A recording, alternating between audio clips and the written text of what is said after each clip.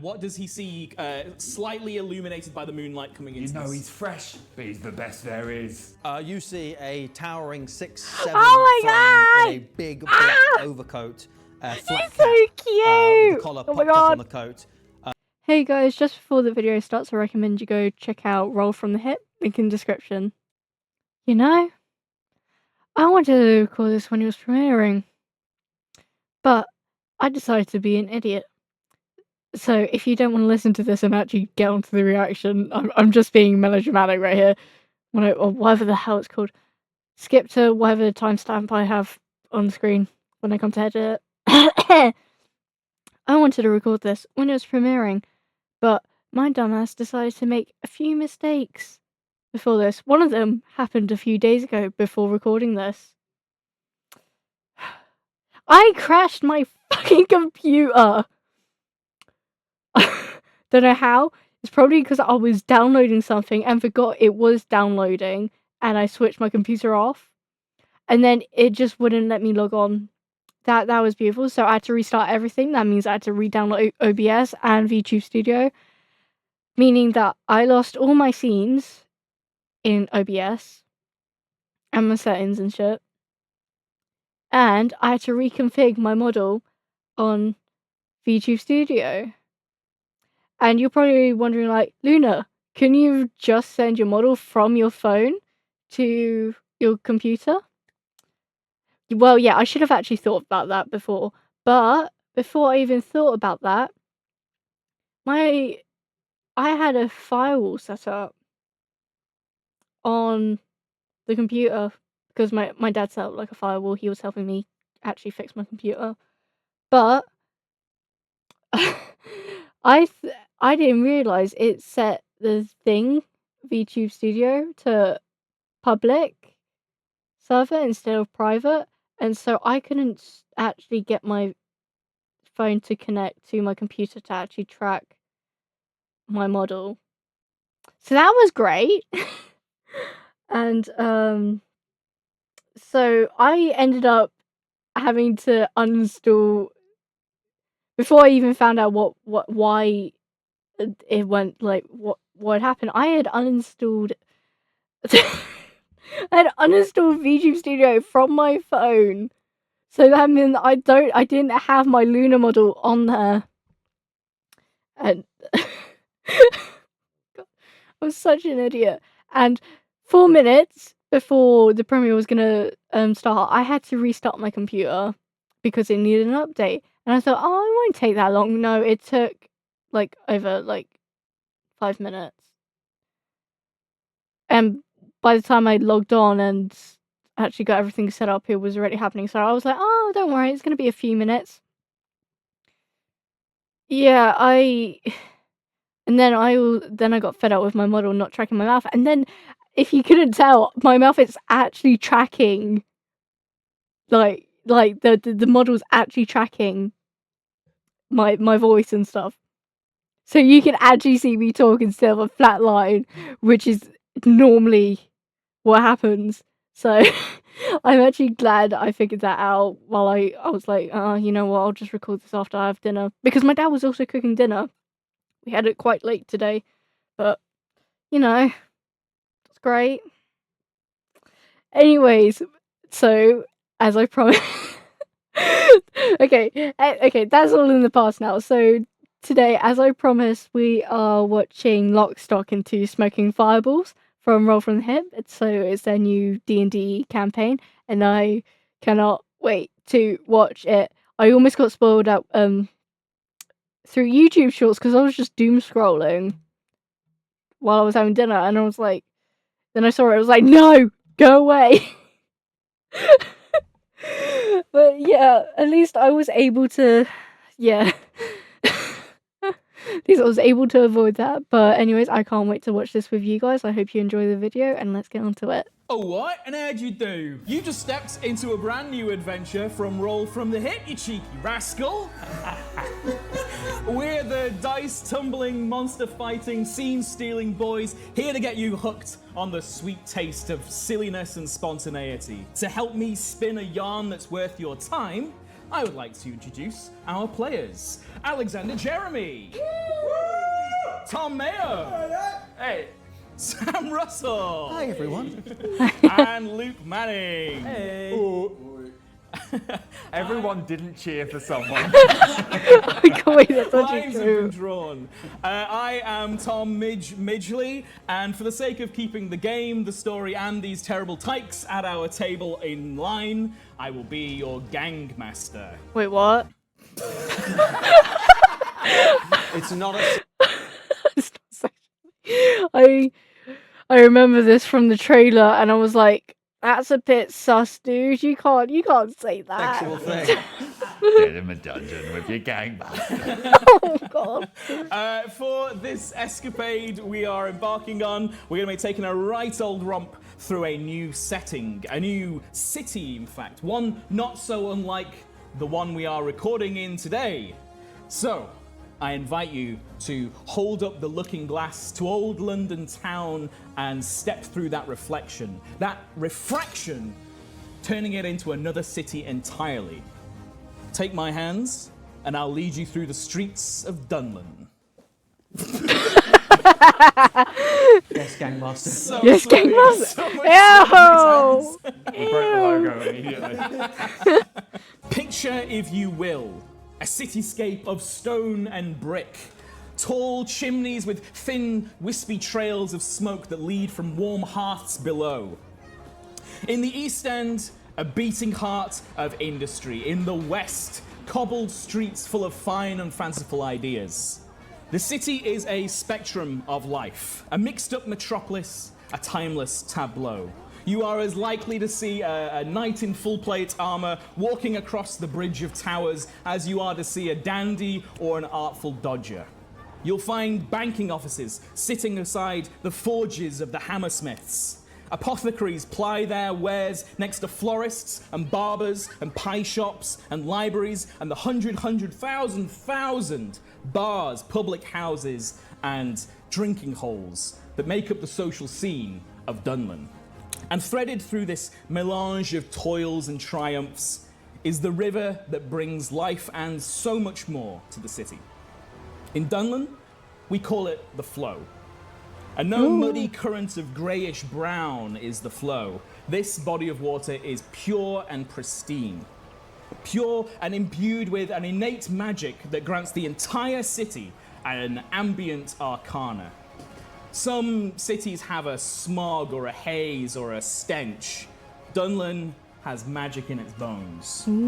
This magic runs through the city in every drop of flow water piped to every street and home. It's what grants flame to your fireplace with a simple finger snap.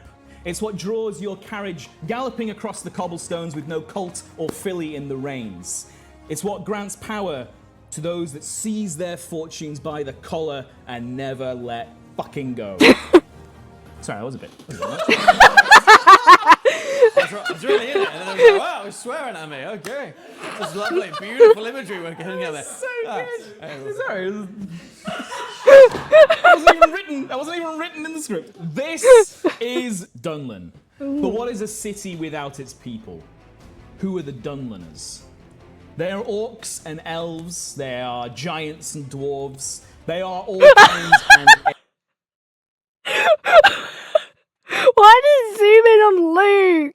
No, did you see that? The way it zoomed in on Luke when it said elves, dwarves. They are giants and dwarves. They are all kinds and every kind.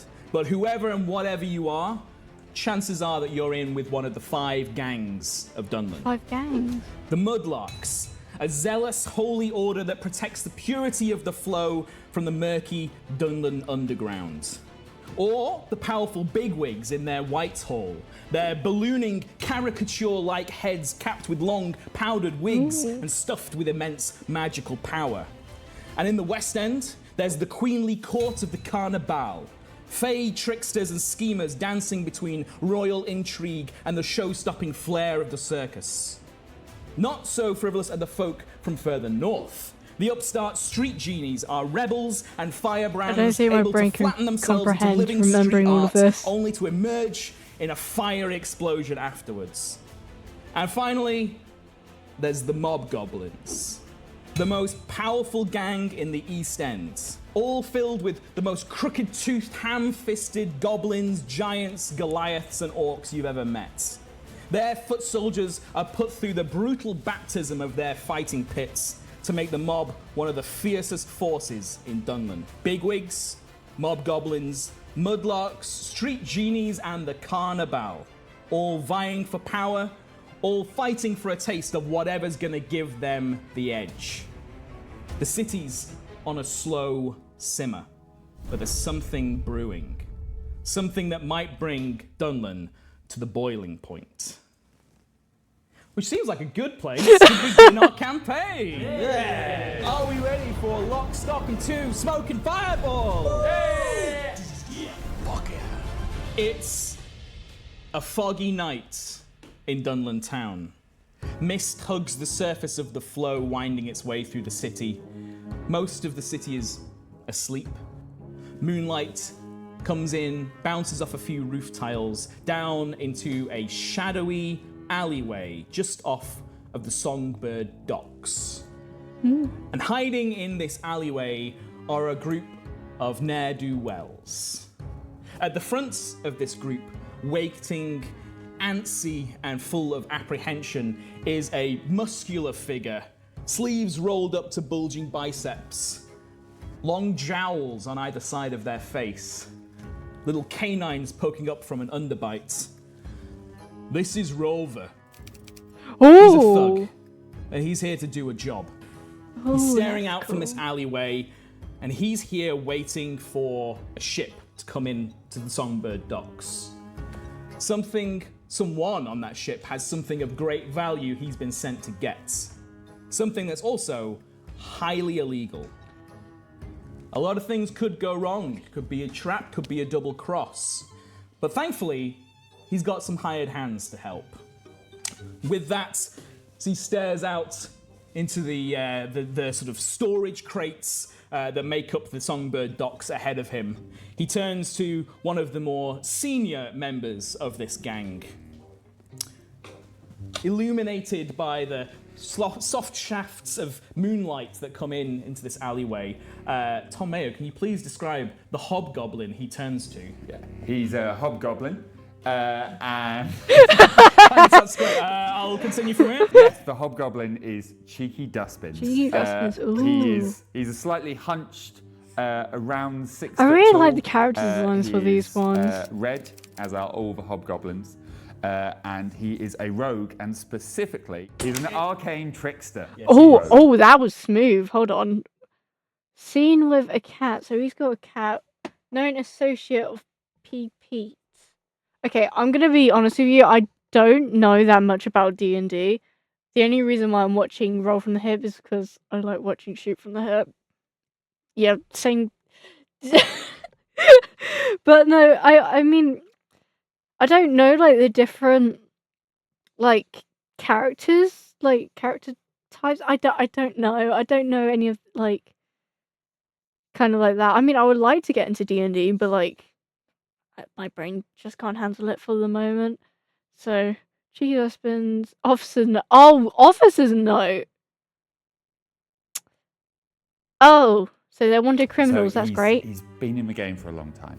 He knows what he's doing. He's I like the professional, animation. But he's That's also cool. 74 years old. 74? What is he wearing at this point on the job? That's a great question. He's wearing a very He's wearing what very you're nice wearing. shirt, but he's been wearing it for about 25 years, so it's less nice than it used to be. Nice black jacket to hide himself from any onlookers. He's generally trying to kind of fade a little bit into the background. Nice. Because he is a rogue. He's very good and stealthy. He's also winding around his feet, got a very ugly old cat, which is his familiar.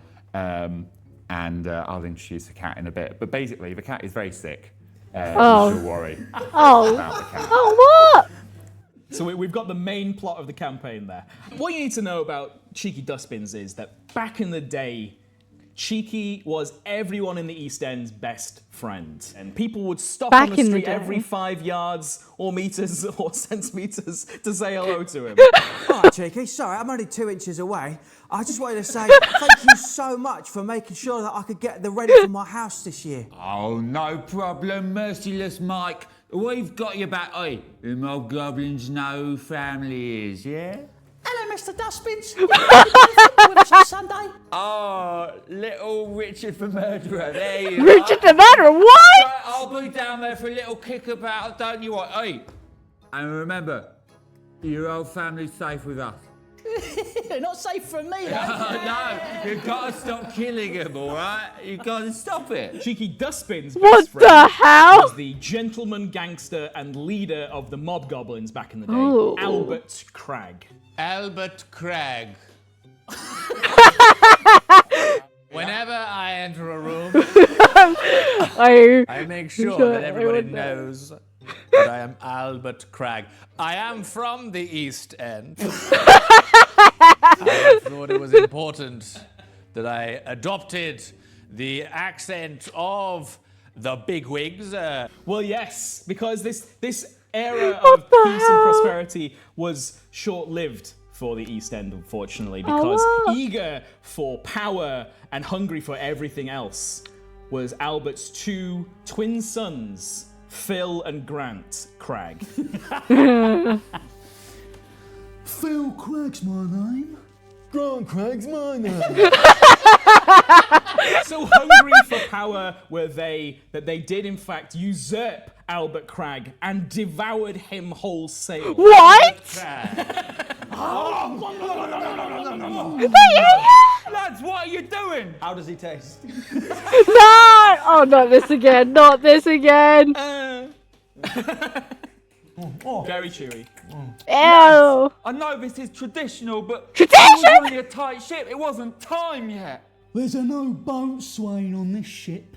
Yeah, he changed too much with that voice sounding like one of the big wigs. He doesn't run this properly. Fine, as is the way. I work for you now. With this change in the scales of power, Cheeky fell from the right hand to the very bottom of the mob goblin ladder. I'm the bottom hand now. For the years that came afterwards, he was given small and very messy cleanup jobs, often having to get rid of a body, or two bodies, and sometimes 10 bodies. Oh, come on, get in there. Come on now, get in there, get in my dustbin. John Nipples, please. John Nipples, I just need you to be quiet, all right? I'm sorry. It's a cat called John Nipples. Oh my god. These names, I can't. This is We're John nearly Nipples, my cat. 12 minutes in. He's a good cat, but he doesn't know what he's doing. He's blind in two eyes. So, Why do you have to state that he's blind in two eyes? Because the other one's blind. Say he's blind. No, he's got a third eye. Oh, right. This low-ranking work went on for many years until there came a breaking point. You see, the Cragg twins became more and more wantonly violent. And there came one night, after a rowdy night at their club, when they brought an associate of theirs who went a little out of control and slaughtered 10 innocent Dunliners. And that man was Ian Beetle. Ian, thank you so much for coming to the club, all right? Yeah. Yeah. Ian, how much have you had tonight? Ian, are you on that new strain of tea, mate? This horrible display of slaughter broke Cheeky Dustbins and triggered something in him. Oh, I feel lightheaded. Wrong character. That'll be the acid. What? He likes it. Ah. Ian Beetle was destroyed. Get in my bin. But this angered this angered the Cragg twins immensely. We're very angry. And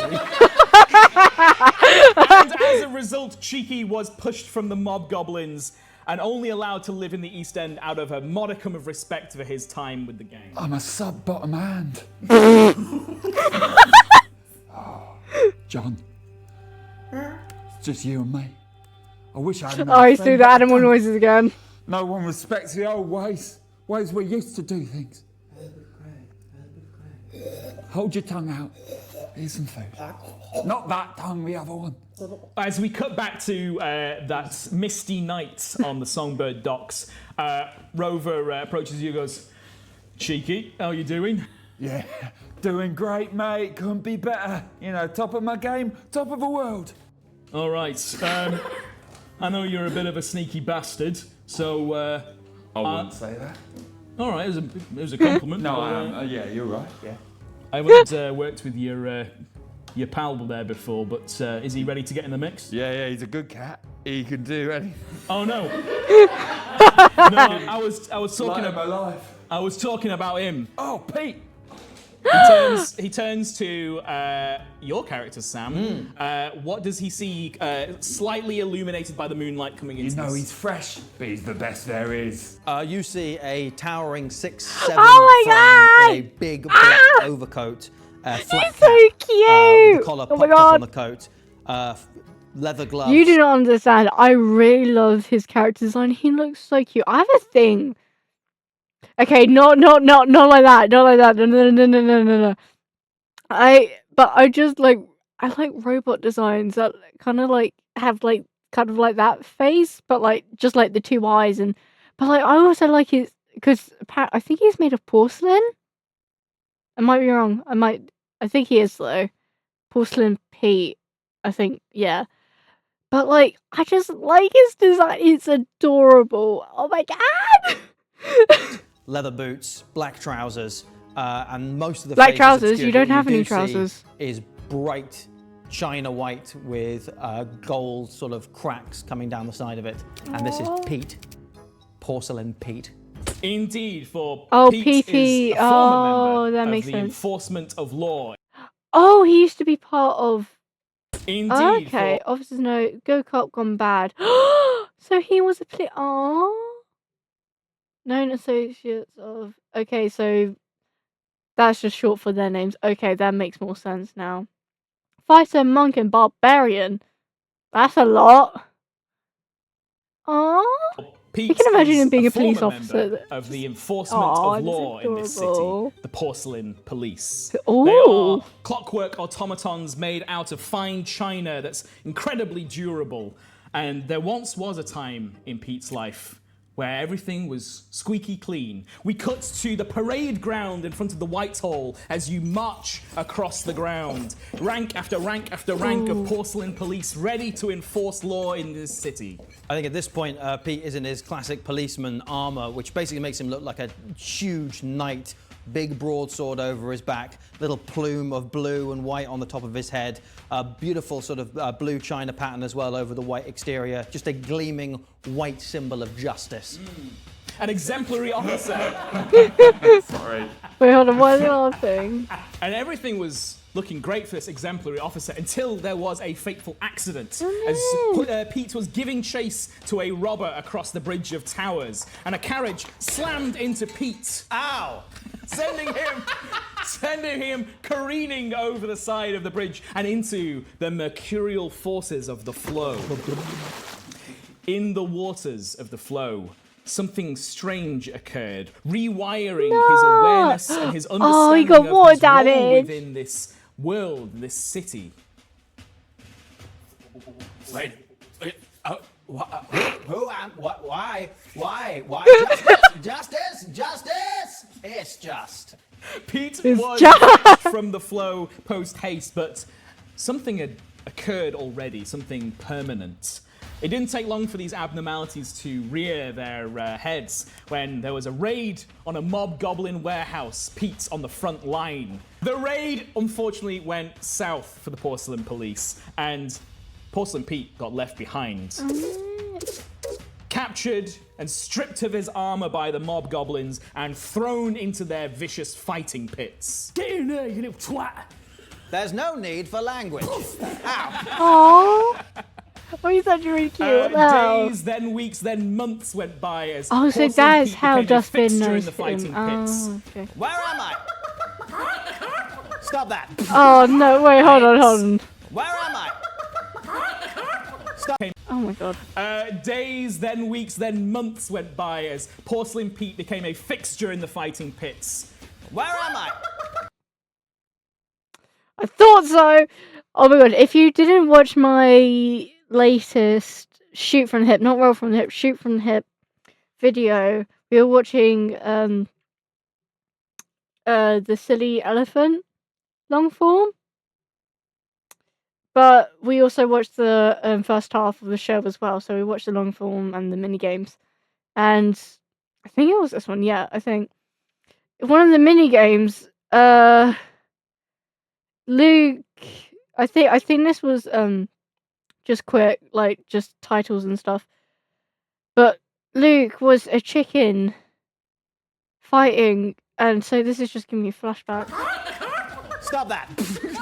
I'm Italian slippery snake. Oh my god. It's just a dog. Gordon! Gordon! Gordon! Oh my god. Now, is that Gordon! is that a person called Gordon, or was that Brian Blessed?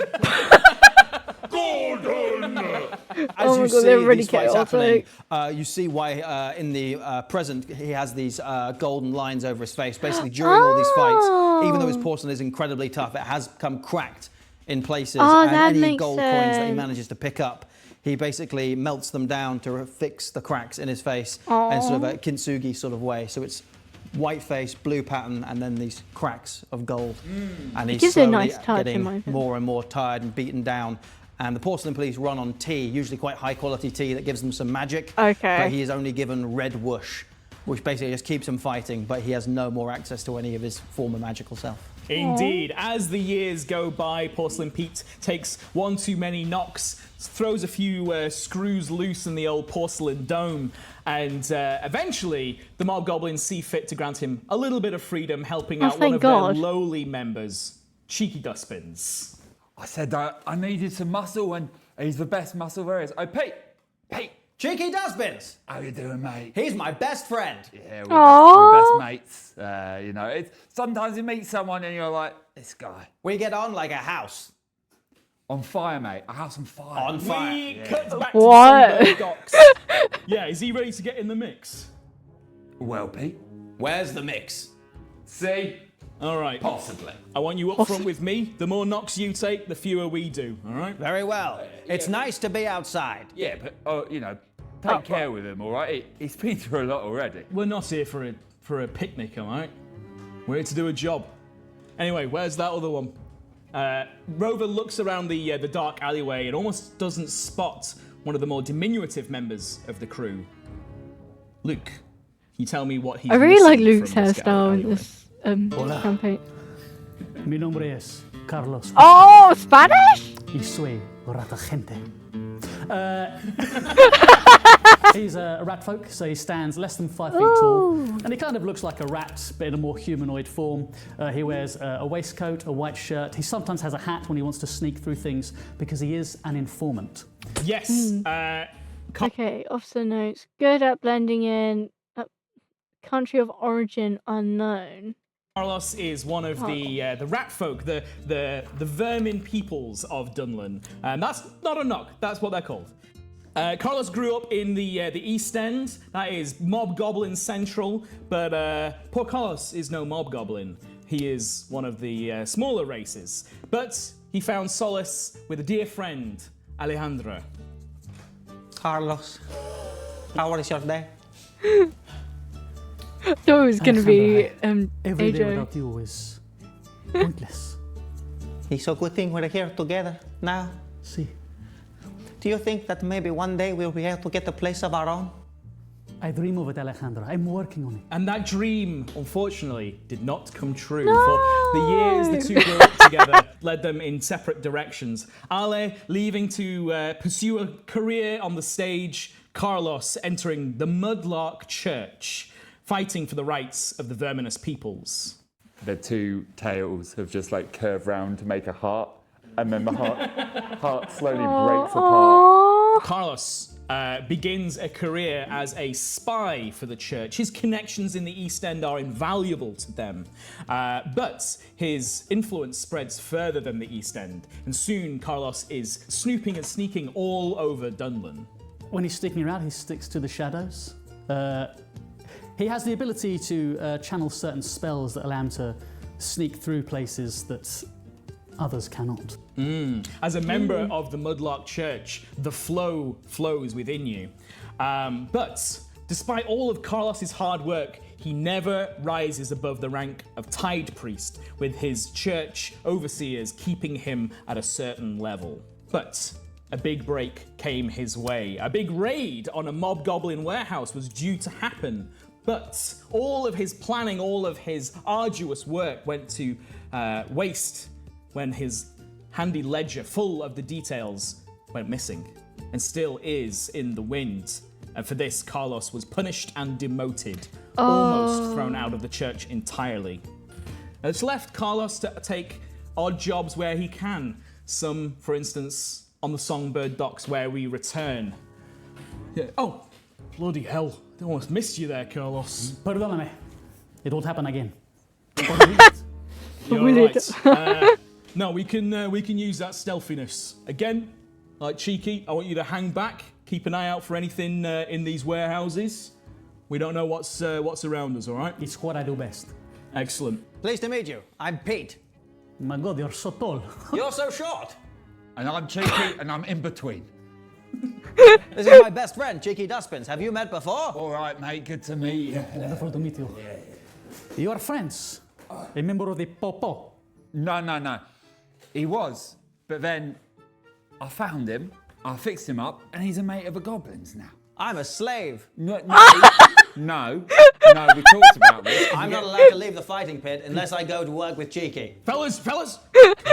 Down, please. We are on a job. I just want to be clear that I want him to have some autonomy as an automaton. We can discuss this later. You know, because personally, I'm not on board with slavery. I just want Rover walks away from the trio. No, I just want further down into the I alleyway. want everyone to know.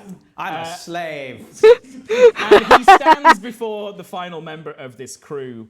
AJ, can you please tell us what he sees? Again, certain parts of them illuminated by the moonlight coming in from above. I can't take him with a wig Hello. seriously. My name is Maureen Quickfoot. Maureen is stood with a Sorry, known performer, suspected exhibitionist, seen using alias John McClane. Ooh. we didn't even see her get there. She just stood and that's there's nice. moonlight just coming across half of her face. Maureen is a wood elf. She's about 6 foot. She's wearing 6 foot, oh my God. lovely dress like this, a red dress. She's got red hair that falls down to her shoulders, well, essentially the length that you can see. I didn't notice you were. She's wearing green high heel shoes, and she strodes out of the shadows she's wearing. Are we on like the gravelly bit or the way that? I'd say it's like a cobbled alleyway in between two big warehouses. Okay, right. But she's able to just like walk amazingly, even though she's wearing like heels. Yeah. The heel of these shoes almost always finds the perfect surface Every for it time. to land Oh on. yeah, sorry, and also that you can just about see. You can see her exposed. What the fuck are they called? Leg? Breasts. No. Calves. You can see a bit of exposed leg, a bit of Okay, so exposed it's like calf. split. Very pale. Maybe even a bit freckly. And then there's a bruise. Okay, we're just gonna. Okay. This figure, partially illuminated in the moonlight, didn't always hide in the shadows, for there was once a time when Maureen Quickfoot stood in bright lights with full seats ahead of them on the stage, dancing to the tunes from their native, the Emerald Isle. We love you, Maureen. Go for it, Maureen. You're beautiful. Marry me, Maureen. Okay, just quickly, I hope I don't get copyright for this, but the music that was just playing in the background, it reminded me of a game called Memento Mori. I'll put up like a little icon on the screen. I I did mention this game before in my introduction, but it just reminded me of one of the characters, songs. I think can't remember what the song's name is, but I know the character. The character's Hartha, and she's like a dancer as well. Funny enough, and it just kind of gave me the same vibes. And also, there's some other characters that have like a kind of like a desert. I wouldn't say desert, but I don't know, I, oh, I'm bad with these things. But it kind of, yeah, but it kind of just reminded me of that. This was the way it went for many years for Maureen and their partner and lover, Clarine. Wait, what? It's pronounced chlorine. Chlorine. I know it's pronounced chlorine. Now go for it. You're so beautiful. I love you more. Lesbian girl. More than a dance loves music. And this was the way it went, even That's up to the so night of their sweet. biggest gig ever. The opening of a new club in the East End. They opened to rapturous applause even before they began their performance. Am I dancing too, Maureen? Yes, of course you are. You're always dancing with me. Clarine, however, could also dance and play the fiddle. Ooh. And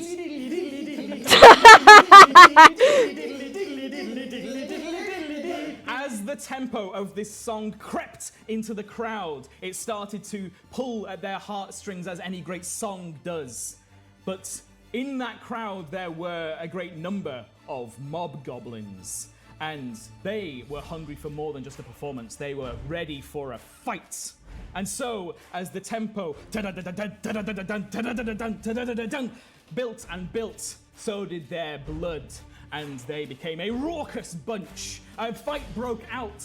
Chairs were thrown clear across the room. Oh shit. The show was disrupted entirely. Maureen! I mean, Chlorine! You're Maureen. I'm Chlorine. And in one tragic moment, Maureen saw through the fight, the heaving bodies left and right. Clarine broken against the wall, caught in the crossfire. No! Oh my god, I wasn't expecting Doom Yuri in this. No! Chlorine. I hold her head. Oh. That night, Maureen vowed vengeance on every mob goblin there at that club. She takes off her heel.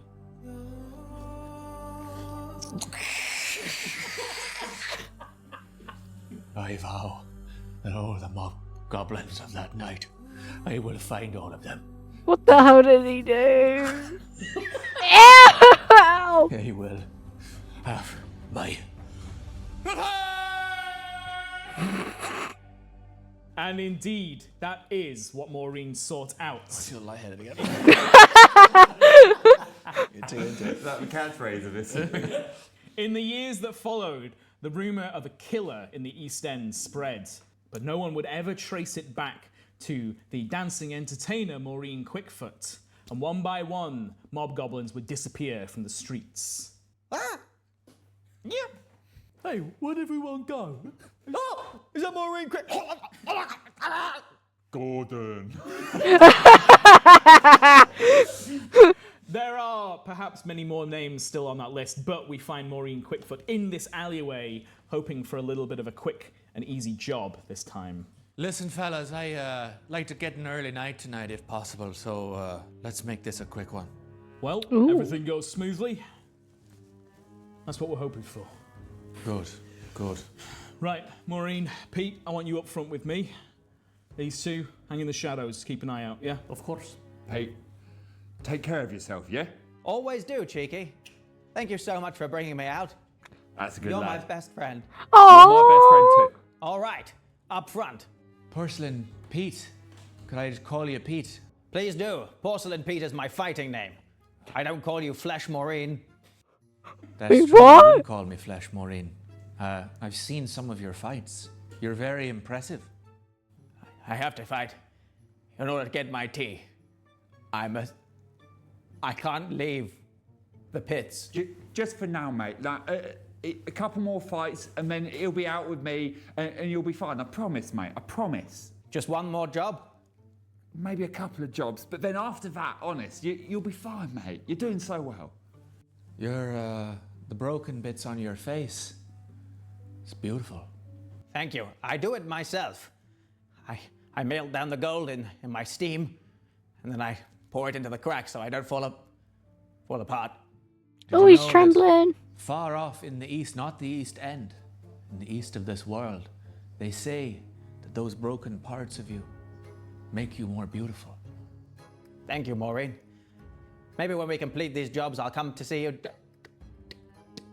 Rover comes over from looking amongst the docks. Rover comes over? Rover comes over. Okay. He comes a-roving. He's got a cigarette in his mouth. Right, we done with Chinwagon?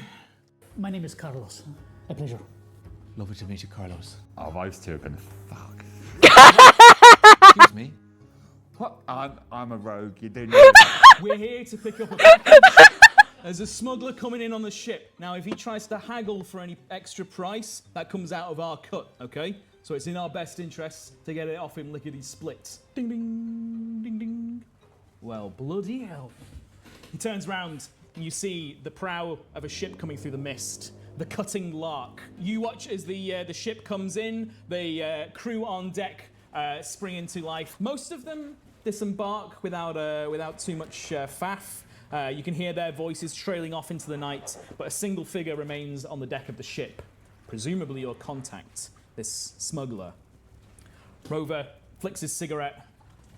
All right, time to go to work. Signals to Maureen and Pete. You're with me. After you, Maureen. You go out into the dock. There's kind of like big crates in piles all around you. And ahead of you is kind of like the gangway that leads onto the ship. The smuggler comes to meet you at the end of that. Rover goes, right, you got what we're after? The smuggler, a dark-skinned elf with long, broad ears with many, many piercings along one and one in their nostril, goes, oui, I might have the package you're looking for. How do I know that you're the fella that Magpie sent? Rover puffs out his chest and goes, oh, I'm the fella. I'm the over. You see this guy is very like nonchalant. He's very unthreatened. You get the idea that this guy is hoping for a bit of an easy ride. He goes, I've had a long journey to get to Dunlan. I think that it's worth my time for a little bit of extra coin. 250 gold, now. Rover kind of looks between the two of you. We're not here to negotiate. Come on now, my friend. What's your name? My name is Coupe George. Coupe George. Coupe George. Like Cup George. Coupe George. Or like a coupe, like a coupe de glace, like an ice cream. Whatever you want to say, huh?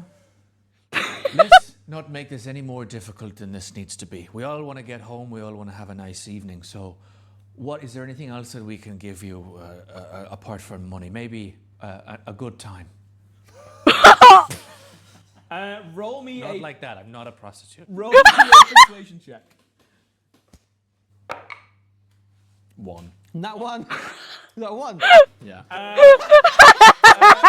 First roll, that one. Oh, honey, I'm not interested. 250 gold, now. Excuse me, I've been told to stand up front. We're giving you the money that we agreed upon. How Hand much? it over now, or there will be trouble. Rover sort of steps up to stand beside you and goes, you've already been paid. Our employer made sure of that. Look, you'll never find the package without me. Just hand over your gold. I'll grab him by the shirt and hold him over the water. I hope you're good at swimming. I'm a sailor, I know how to swim. What about with no legs? I'll grab hold of one of the leg and go, I could rip this off now, or you could give us the package. Roll me intimidation with advantage, please. He's a badass. 17. Excellent. 17, ooh. His eyes go wide as you grip hold of his, I'm going to say kneecap. And he goes, no, it's fine. Clockwise or anti-clockwise? Nice, I don't want to change the time. Double change. I fetch the package. This is a hard job, you can understand. I understand. We all do hard jobs. I used to be a police officer. Oh, he loves doing this. He's going to go for the. He's going to kneecap. I'm so proud of him. So long have you worked with him? Just been a couple of months, but you know, if you're looking for professional, you want to go automaton. Let me tell you, he's wired for it. I tell you, he's wired for it. So so I understand how this is working. He is a slave. Listen, mate. All right. No, because I said to the Crags, I said to them, he can go in a bit, right? And they said, well, they laughed, yeah. But I got the feeling that they were like, yeah, a couple more fights he can lead. Just again on the slave thing. To be clear, he's definitely not my slave. Yeah? He's definitely not my slave. If he was a slave, which he is not, yeah, he's definitely not my slave. Just all right, so I've got to be clear. So we're not even watching. Yeah. I just want to be clear. Like I thought he was going to join the team, but he's you know, it's not Problem working. here is you are starting 5 different sentences. As soon as I can work out the end to one of them, mate, I'll let you know. Just for the sake of positioning, so they're facing the ship with the gangway. They're at the front of that. There's 2 warehouses on either side with the sort of crates here. Where are you guys positioned in all of this? We should be on the top of warehouses. I'm on top of a bunch of barrels. Okay, Looking, you're I'm like sort of quite in the shadows. Yeah. But obviously you can sort of see the tip of my nose sticking out. As I talk to this fellow, I think you're like in full light. I'm in full light. I'm just standing there. Full light. Yeah. Now John Nipples in the shadows. Yeah, look what he's going to do. He's been good. I think he's been good. I think Pete will probably let him off. I think he'll let him John Nipples has a really hard time anytime he has to work with Carlos, because it just looks like the biggest meal he's ever seen. But he knows he's so sick he can't even do any damage to him. It's just so confusing He's for him. unable to do damage, so he might be just like sucking on your ankle. Maureen is walking over to where Porcelain Pete is holding up. Right, Coop yeah. did. Yeah. Now, listen, my friend here will break you if you don't give us what we want. Okay. Just put me down. I'll go get it. Perhaps we should go with him. Yes. I will gang march him up the gangway. Nice. Gangmaster. You drop him and then. No, I'm gonna hold him, you're carry holding him. Take us to what we need. Okay. Tonight. See, we told you that you could have made this much easier, but you didn't. She offered you a good time. Not in a sexual way. She's a fantastic dancer, or so I have heard. It's true. It's true. He leads you onto the ship, and there's a barrel with like a false lid on the top. He goes, "Pop the lid of the barrel." Barrel with a false lid. Wait, what? Oh yeah, I guess it's a working lid. It's not a false lid. False lid would mean nothing's in it. Well, I'm suspicious now. Can I Wait, what? check on this barrel? Wait, what? How can a barrel have a false lid? Press down on the barrel, and the lid sort of pops loose. And within the barrel, you find this Ooh. little ceramic pot. What, that? Just only With a that? fastening on the top. That's very Fuck me ominous. Sideways. Do you know what this is, Maureen? I don't, but it's beautiful. I was told by your players that it should not be opened. It's not been touched this whole time, I swear. Wait, you just touched it. What do you mean? It's never been opened. I mean, it stayed sealed from the destination. It looks like some sort of jar. Rover comes over and takes it from your grasp.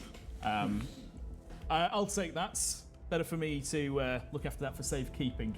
You can put him down now. Pleasure doing business with you. Yeah, I wish I could say. A crossbow bolt hits him in the head. He falls down. Everybody roll initiative! What? Already? You'll be able to work it off and eventually. Oh my god! Ah, beautiful. Oh, 20. Fucking hell, 16. What? 20. So you got a dirty 20. Yeah. Maureen, did you also get a dirty 20? I did, yeah. I believe Maureen's dex is higher, so Maureen will go first. Oh, yeah. No, my dexterity's high. Oh, is it? Yeah. Oh, right. The old man is more dexterous than the dancer. Mine was a dirty 10. Not this again. I don't like it. Dirty, I Do I don't. need to roll for John Nipples? I know he can't combat. He's gonna go on your go. Okay, yeah, he is. Oh, it's like Poe Slight again. chance as this crossbow bolt enters the cranium of this smuggler, who seems just as surprised as you are before they fall. Are you still holding them? Sorry. Yeah, I'm still holding them. They go limp and slack in your gaze. Shit. You all watch and look where the crossbow bolt came from, and on the roof of the warehouse that you are stood at the bottom of is a shadowy figure with a crossbow held in their hands. Approaching into the sort of like storage area, you see two muscly orcs stride forwards. One has a huge wooden club, the other has a swinging chain. Okay. Cheeky and Carlos, you hear footsteps further aside from the warehouses as well. First up, we have Cheeky. You are broken out of this conversation you're having with Carlos, and you see this figure at the top of the warehouse and two meatheads heading towards the guys by the gangway. Jesus. What do you want to do? Oi! It's an ambush! Shouting that to the people who are next to the guy who's been hit by a crossbow. Cheeky, fight or run? You can't hear me because I'm so far away. Rover puts a hand on your shoulder and goes, "We fucking fight." Very well. He puts his dukes up and he's got knuckle dusters with dogs' faces on each of the... Oh, that's kind of cute. Pete, you take the meatheads. I'll get Mr. Big Bollock. And take out my 2-hand crossbows. Cool, I've got two. I'm going to go straight for shooting the guy at the top of the warehouse, both of them at once. Roll the attack. I'm going to do two at the same time. That's a 2 and a 20. Oh, lovely. Nat 20, sponsored by Sprite. I think what you meant to say, Tom, is it's a snatchural 20. Natural 20. Sponsored By Sprite. Right, so one shot goes wide. Yeah, so when I do this, I aim and then one of my arms is just tired. The other's dead on though. The other beelines right for their the center of mass on their chest. Yes. Roll damage twice for me. Okay, here we go. So that's 4, 7, 8, 9 damage.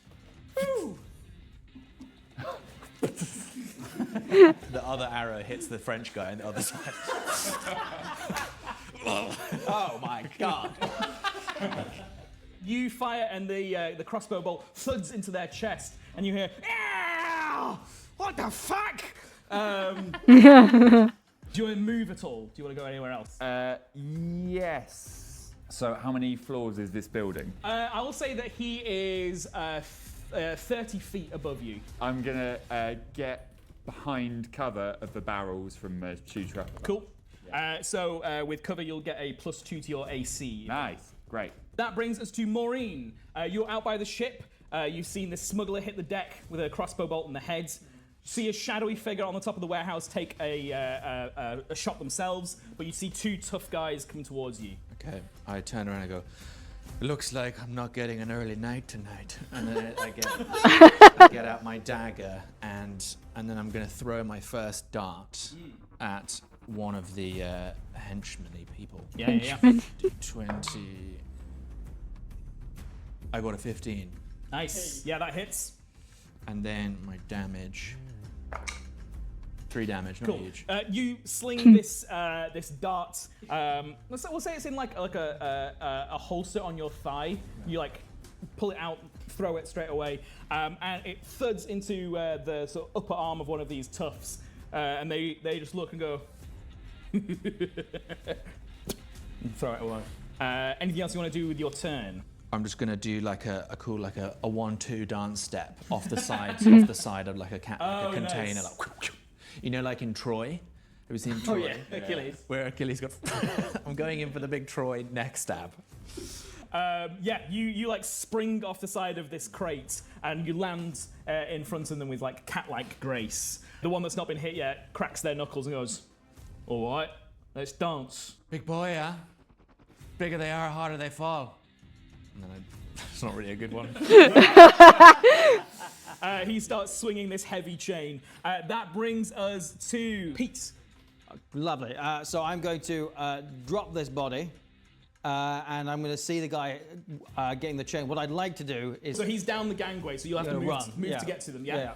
Run to grab him, grab the train around him, So he's grappled with me. Make an athletics check, please. Natural 1. That is a 12 from them. You go to put your hands on this guy, and he like locks palms with you, and then like throws you off. Lovely. Can I use my bonus action to try it again? Yes. Yes. Try Go for again. it. Okay. Can't be another one, can it? It's an 11 plus 7, so that is 18. They also got an 18. You lock positions again. You're right back in the fighting pits with a heavily muscled orc, and they strain with you, but you aren't able to grapple them fully. The two of you here, as two more shadowy figures step into these beams of moonlight and draw crossbows. They're going to aim one at you and one at you. Can they see me? Damn it. That's a good point. Roll me a stealth check. Please be a natural I got a nat one. 20 on a perception check. So. Oh. No, I got a 7 plus 3. You feel eyes on you, and you turn around, and one's appeared behind you with their crossbow. The one that nearest to you goes, "Oh, what, cheeky?" Leslie, how you doing, mate? Leslie, things seem to be a little bit tense around here, okay? How about we'll just take a minute, have a drink, and talk this through, right? He fires the crossbow at you. Just as it comes towards you, you manage to move out of the way, and it thuds into a crate behind you. Oh, so it's that kind of conversation, is it? All right. Fair dues.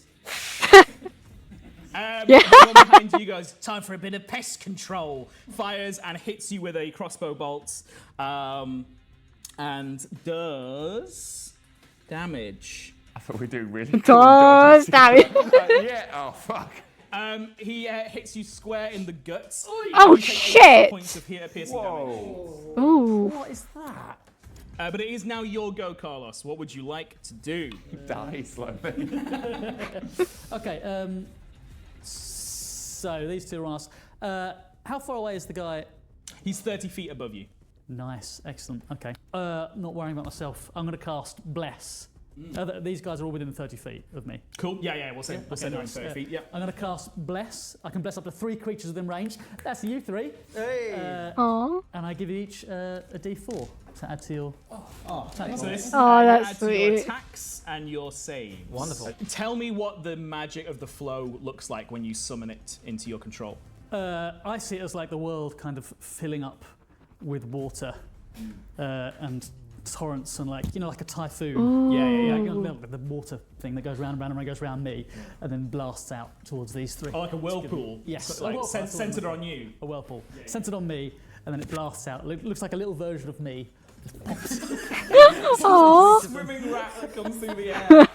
And you are invigorated with the power of the flow. Nice. That's your action. That's my action. Do you want to move at all? I do. I'm going to hide behind this fella. Cool. Yeah. I'm going to grab onto and hide behind him. fair. That brings us to the person on the roof. They are good. They're going to fire at you.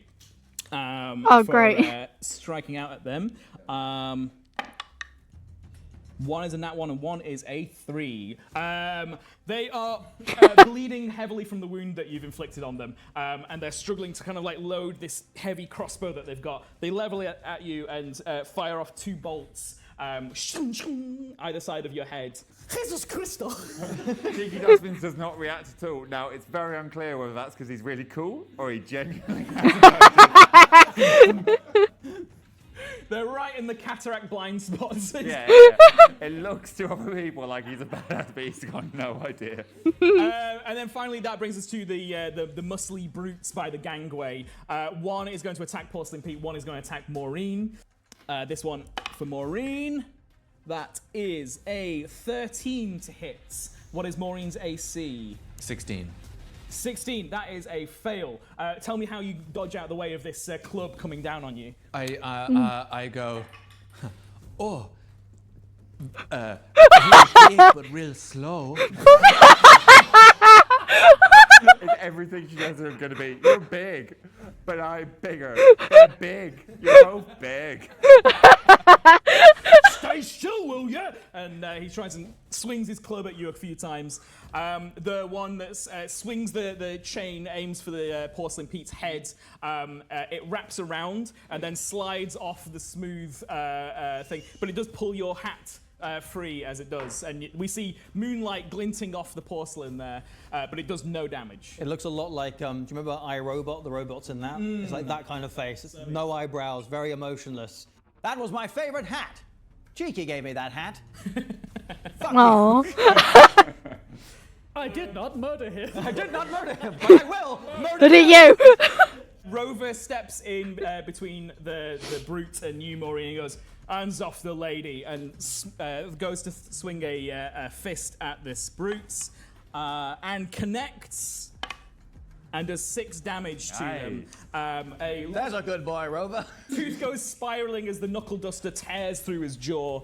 We are in the midst of this fight breaking out on the docks. The quiet night of Dunlin has suddenly become quite violent.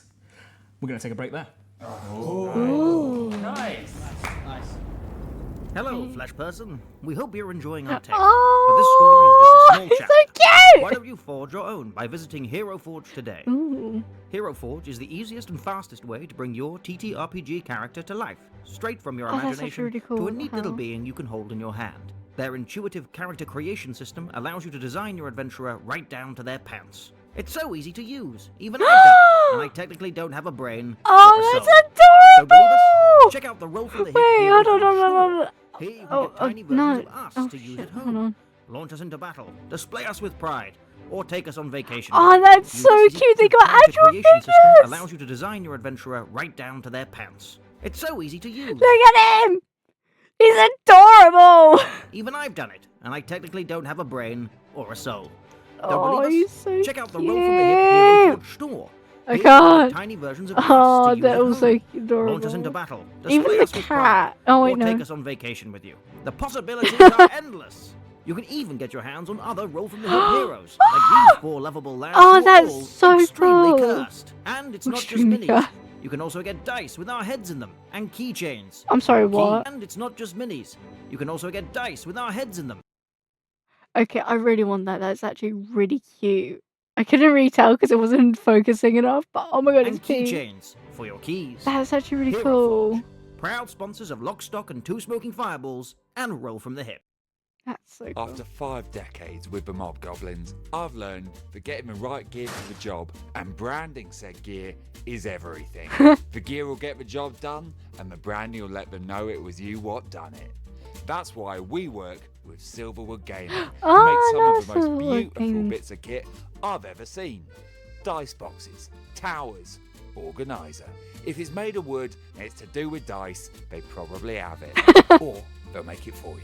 Every piece of Silverwood gear is That's lovingly so cool. made in their Norfolk workshop with a focus on sustainability. Oh, it actually shows how they make it. ethically crafted Oh, that's actually pretty materials. cool. Just like when I dissolve a corpse in acid in a dustbin.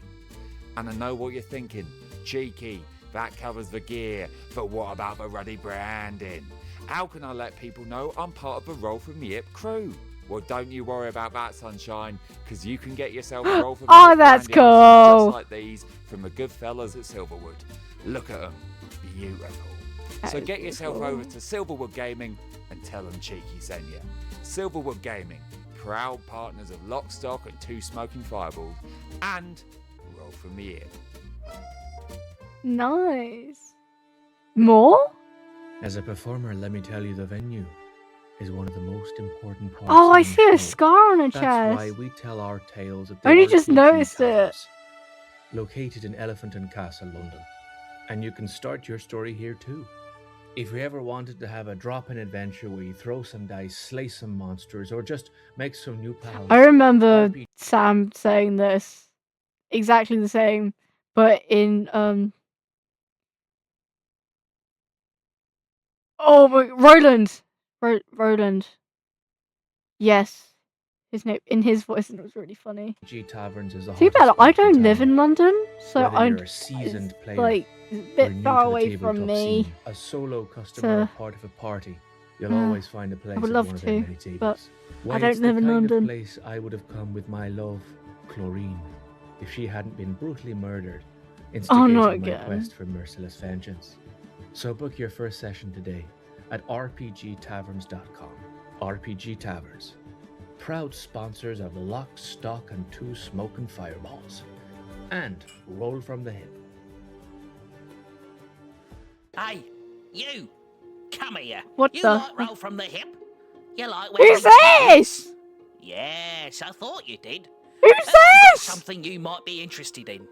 I presumed. Merchandise. Here's a lovely Roll from the Hip t-shirt. Midgley's reading this. Huh? Not your thing? No. All right. What about a bag? No. You need to carry stuff, do it in style. Then there's all these lovely notebooks, stickers, Ooh. hoodies. Oh, they've got the lot. And they're adding new designs all the time, including some featuring your 4 favourite Dunland that's rogues. so cool. Although I prefer to call them lackeys. I'm definitely get if they ever get post on yourself P1, down to I'm the Roll from the definitely Hip getting merch that. store You now. cannot tell me And get otherwise. yourself a bargain. Hello. I am Oh my god, the Carlos sad's Isbas, so and long. It's I have a great. secret to share with you. Is that barrel? The show you are watching now is only the tip of the Roll from the Hip iceberg. Oh, it's their Have you Patreon. heard? They have a Patreon. Yes, It yes, has I many have heard. exclusive entertainments for you. First, the Wild Magic Warriors, a monthly live-streamed D&D game from your favorite Roll from the Hip cast members. There are post-show chats after every YouTube episode, behind-the-scenes videos and artwork, early access to Roll from the Hip live show tickets, D&D explainer videos, and exclusive interviews with Ooh. characters and cast, and much, much more. Oh, and you'll be helping the boys make more D&D, for which you'll be very grateful, I'm sure. So, join the Roll from the Hip Patreon today, and may the flow be with you. Ooh, that was Right, a nice back one. to the top of the order, Cheeky Dustbins. Okay, so I'm behind the barrel. I'm in front of Carlos, and You got 2 shooters coming in at you, and there's a guy on the top of the roof. 2 and the guy up there. Okay, so 2 hand crossbows again. Yep. I would like to fire my right hand crossbow up at him. Okay. And I can do that with advantage because I have Crossbow Master Vex. If you hit with your crossbow, you get advantage on your target next turn. So I have advantage They on are him. certainly vexed. Okay, I am going to fire. I'm going to put my hat there for a bit. What? Where do I put my hat? I'm going to fire 1 shot up at the roof and 1 at the nearest guy coming at me. Nice. Advantage. Just with the advantage, yeah. So that is a 12 and a 15. So I get. That hits. So here's my crossbow. Plus I also get sneak attack on this, so it's 2 d6s, and that is a 6 and a 2, which equals 8 plus 4, 12 12 points damage. Up at that motherfucker. They fired twice at you in the previous turn. They're busy like loading another bolt in, and as they do, they just sort of look from their crossbow to where your attacks comes from, and they look just in time as the bolt enters the front of their forehead, and they go. And they fall from the roof, hit the ground with a sickening. Ah! On top of the other 2 guys. Right? Okay, at least they didn't make squelch. No. Ah! The 2 closest to you go, Billy? Fuck! And they start to sort of take a step away from you. You've still got your bonus attack to go, but I'm gonna shoot anyway. Right, so offhand, hand crossbow, roll to hit with a blessing. Oh, that is a 15 and a 3. That's 18. That's Plus a hit. 6. That's 24. Roll me the damage. I didn't even do the plus 6 before on the other, so. I'm just that good. I'm really using everything. Just a cheeky dustbins. Just a cheeky dustbins, mate. Okay, and then damage is all 2, but 2 plus plus 4? 4, 6. Excellent. Bam, bam. Yeah, you fire off another bolt into the one that's just gone, Billy! Can you roll me a history check, please? Yeah. I'm sorry, history. Distracted. It's his son. 6. 6. So everything goes cloudy for Cheeky Dustbin, but midway through remembering, he forgets what he was trying to remember. He remembers a play park and a spinning roundabout. I'm going to say on a 6, something the way that they barked out that alarm makes you think, oh, these are definitely mob goblins. Yeah. Oh, These are definitely mob goblins. Right. You cheeky bastard. Are you staying put or are you moving anywhere? I'm behind cover. Yep. I feel great. Cool. That brings us to Maureen. You are in front of one of the big muscly guys. Yeah. Rover's just socked him in the jaw. What do you want to do? Rover's just socked him in the jaw. So what I'm just gonna go for a dagger. Nice, yeah. That is a 13. 13's a hit. Mm-hmm. That is a hit. Yeah. Roll the damage. And my damage. 4. So 4 overall. Yeah. You slash into this guy with the dagger. Horror. And he reels back. He kind of like takes it on the forearm there. Goes, "You're a vicious little one, aren't you?" And I say, "You're a big boy, aren't you?" I can't use vicious mockery now, can I? Don't. That's an action. That's an action. action. You can give a bardic inspiration if you want to. Yeah, do that. Also, because you are a dancer bard, when you give someone bardic inspiration, you can make a free unarmed attack against someone in front of you. So I'll do Ooh. my little thing and then I'll give some bardic inspiration to cheeky. Rover. Yeah. What is it like when Wait, you use your- what? Give some bardic inspiration to Rover. Not to Pete! My poor man Pete, and you give it to Rover? He probably isn't doing anything. Yeah. What does it look like when you use your bardic inspiration? Is it coming from like your dancing prowess, or is it from like a point of vengeance? Where does she draw her energy from? She kind of goes like, Oh, very femme fatale. yeah. The sort of like lip magic spirals through the air and smacks Rover on the jowls, and he goes, "All right then," and he gets a D6 bardic inspiration, which allows you to make an unarmed attack. Thank you very much. Me to make an unarmed. Yeah. So filled with this passion for vengeance, you lash out. Roll an unarmed attack for me, please. Yeah. That's a 10 overall. You can use your little thing. Little triangle. Yeah, you can add your little blessed dice. With 2, 5, 6, 7, 13 overall. 13 overall. That is a hit. Nice. Plus 2. You just dropped it. Unarmed 8 strike. damage. It's so much better than your dagger. Yeah. So my move is essentially I just went, and then I went, and then I went. Yeah. But cool. So it's kind of like a. Yeah, at some point I did that thing again where I jumped, for no reason I do that, I jumped off the side. And like, you're locked in combat this whole time, so he's swinging a club and just getting stabbed, getting punched. Very cool. Are you staying in place, or are you going to move anywhere else?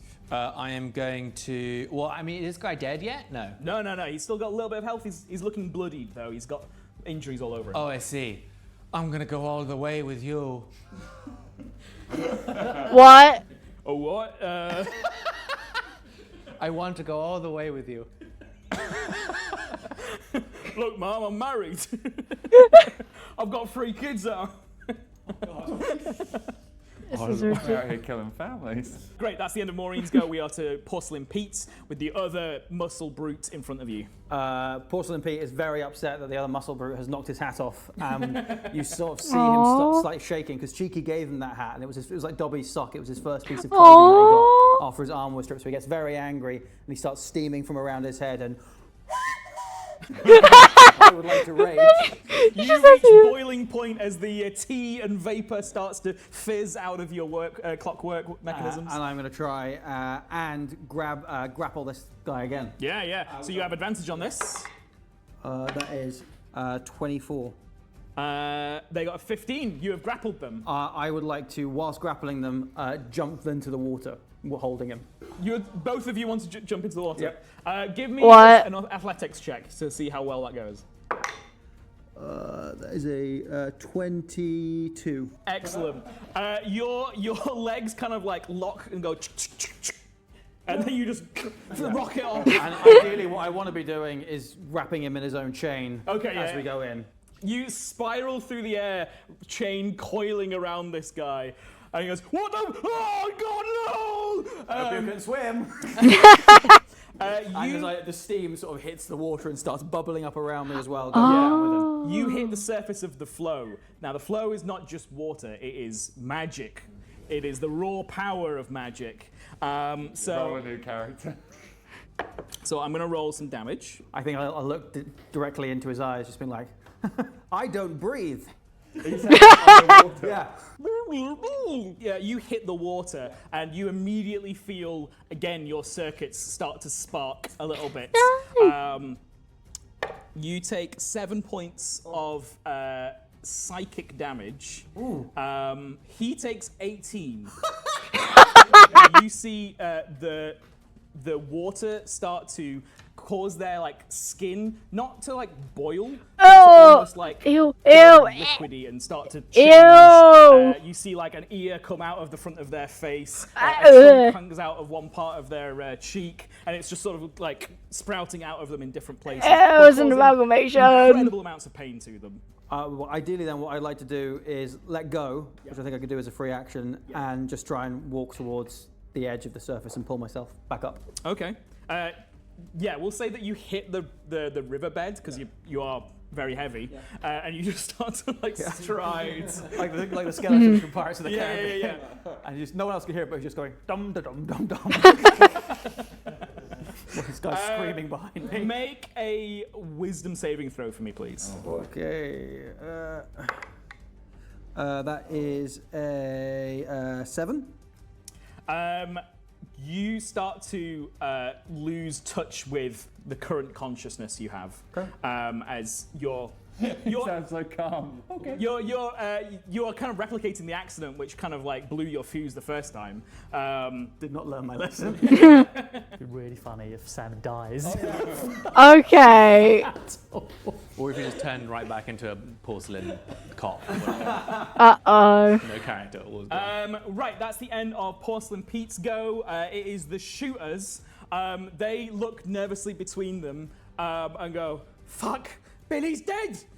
Let's get out of here!" And they take off. Oh, nice. We'll get you next time! They scarper. They're going to run 60 feet away. That brings us to Carlos. There's still the meatheads by the gangway. There's the other one in the river. You won't be able to get to them. Is there anything else you want to do? Well, those ones, they're running away. Yeah. You can go after them if you want, but they are fleeing the scene of the battle. No, I'll go for the last remaining guy. Cool, yeah. So you come through the crates and you see this guy's got his back to you as he's taking shots at Maureen, but you can see he's bleeding from numerous wounds. What do you want to do? I'm going to throw at least one dagger at him. At least At least one. And it's a 1. Oh. But I'm a rat. What? Luke, I don't see how that's a pertinent piece of information. Rats are very lucky. Famously lucky. And you get one. Roll our ones. Yeah. Oh! Oh, you... Shut up. Very lucky. I got 3 plus 5, that's 8. Oh my god. So they get to re-roll ones. That is... Oh, that's a bit too cheeky. It spirals past them and just shaves a hair off of Maureen. And hits the French guy in the head. Yeah, it tumbles up onto the deck of the ship. Offhand, I'm going to use my other dagger. How many daggers have you got? Loads. I get to re-roll. Oh shit, sorry. So lucky, guys. Oh, come on. 4? Are you joking? 5, well, that's plus 5, so 10. How you feel about your really good rolled character now, Luke? So really smug. good? 10, does it hit? I was just checking that you can use it multiple times on a turn. You can. Yeah. Sorry, what was the roll to hit? 10. A 10. That does not hit. I'm going to say that it does hit, but it does no damage. It just sinks into their muscled back. And they're like, what the fuck? You accidentally threw a butter knife. Not this I again. run round the back. The front. You run back into cover. Yeah. Behind this fella. I'm watching the whole thing, very disappointed. Oh no. No, son. you actually threw a silver spoon at the guy. Ow! What the fuck? Right, that's the end of Carlos's go. Right. It's truly an amazing amount of ones in that go. The sneaky boy is dead. We are back to the toughs. I'm going to roll damage for the riverbound one.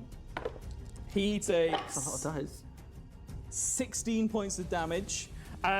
Your head fully like 180s as your body faces forward as you see this guy going, and he just fades away.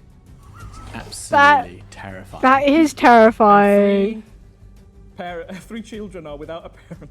Oh, I think the other one. I think the other one. He had children too, Sam. I'll get them next. Ah! No witnesses. Wipe out their bloodline. Hopefully this is just you being Okay. underwater and you'll chill out. But this could be you now. The one facing Maureen is going to take one more attack at you. Oh, they're the one with the club. Swing for you. That is an 11. That does not hit. Again, you dodge out of the way. Whoa there. Too big for me. Your small size benefits you. But then after What have hearing we done? Billy's dead, he's going to go, oh, fuck. No, I'm not sticking around. And he's going to move away. You can make a free attack of opportunity on him as he moves away. So is Rover. Yeah, you better run. He slips on a butter knife on the floor. I can do an attack. Oh, Rover has just crit on him. Hey! Please roll your attack as well, Maureen. 3. 14. You 14. didn't like your That's a hit. That's a hit. So in a fluid motion, you draw this poison from your pouch. Something like that. Yeah. And, The dart sails through the air as he turns to run. As he does, Rover grabs him by the back of the collar and plants a fist in his gut. Yeah. And he doubles over, winded. I'm going to say that he is down, but he is non-lethally down. So you have a captive. But he Who is is now paralyzed. out for the count. And makes a Constitution save against that, I believe. If Maureen applies this poison, they can take a Constitution save. They must make a DC 13. He rolled a 13, so he does pass. He's unconscious but not paralyzed. Okay. Same difference. He's paralyzed by not having any consciousness. He hits the deck. He's still like horribly wounded, but he is alive. Stillness and quiet descends upon the songbird docks. once why more. are the... Your assailants, whoever they were, potentially mob goblins, are dispersed. Rover flexes his neck. Nice work, crew. Wait, where's Pete? Do I take any more damage? Or all right? You take one more amount of damage. Why would you volunteer? 4 points of damage. Right. You say, "Where's Pete?" And you see this from. So you're looking at the docks. You just see vertical leap onto the side. He's dead, cheeky. I watched him melt. Bloody hell! You were just in the floor. What the hell was that? You didn't tell us that there was going to be that kind of an issue. I said there might be trouble. That's why we have hired muscle. There were a lot of them there. Aye, there was. But we got the package. What is this package? Well, we'll find out when we get it back to Magpie. All right. He starts to walk into sort of where all the crates were, closer to where you guys are, and he stops and looks down at where the sneaky boy fell. Reaches down, pulls back a sort of like bandana across their face. Oh fuck. Cheeky, I think you killed Billy Cragg. You would know Billy Cragg is the cousin of the Cragg twins. Oh, that's why you had a history check. I think we need to go and have a conversation with the bosses. Oh, no. I don't think Oh, some kind of no! We could just get rid of the body. That's your specialty. Okay, it doesn't work like There's a that. lot of witnesses around me. We could get rid of them all. All right, Pete. Now we've said about this before, haven't we? Yes. All right, we don't off people unless they've given us cause. Now, everyone here, we just did a good job there, I reckon. Finished the job just fine. Now, for the moment, it's going to be a couple of hobgoblins' words against mine and Pete's. As long as you guys aren't going to be jumping in to cause us more trouble, there's no trouble between us. Yeah, but last I heard, you weren't on good terms with the Crags. Listen here! Sorry, all running a little bit hot. Hey, you're the one with the dicky ticker. Be careful. Yeah, but I've also got a tricky dicker, so you watch yourself, all right? Well, be careful too. I know what I'm doing, okay? It's going to be no trouble. It's going to be no war off this, all right? We'll just stay out of each other's business, go our separate ways. Job done. We're going to go and explain ourselves to the Crags. This one, Billy must have just gone rogue. That's all there is to it. Sometimes people get too big for their boots. That's all it is, all right? Cheeky, I understand what you're saying, but the truth is, we're all in trouble now. She's not wrong. I want to point out, I didn't actually hurt anybody. Oh, you were just here behind me, didn't you? What What are you doing hiding behind an old man? I think it's a little bit insane to go into the den of the Crags. Look, fellas, before you scarper, how about we turn this in and we get fucking paid first? Oh, they didn't have to pay for it. Pete, clean yourself off, mate. You don't want the flow on you. Pete will focus and just give himself a little steam bath. Does it sort of like make like oil pattern in the air or something? But it smells like tea.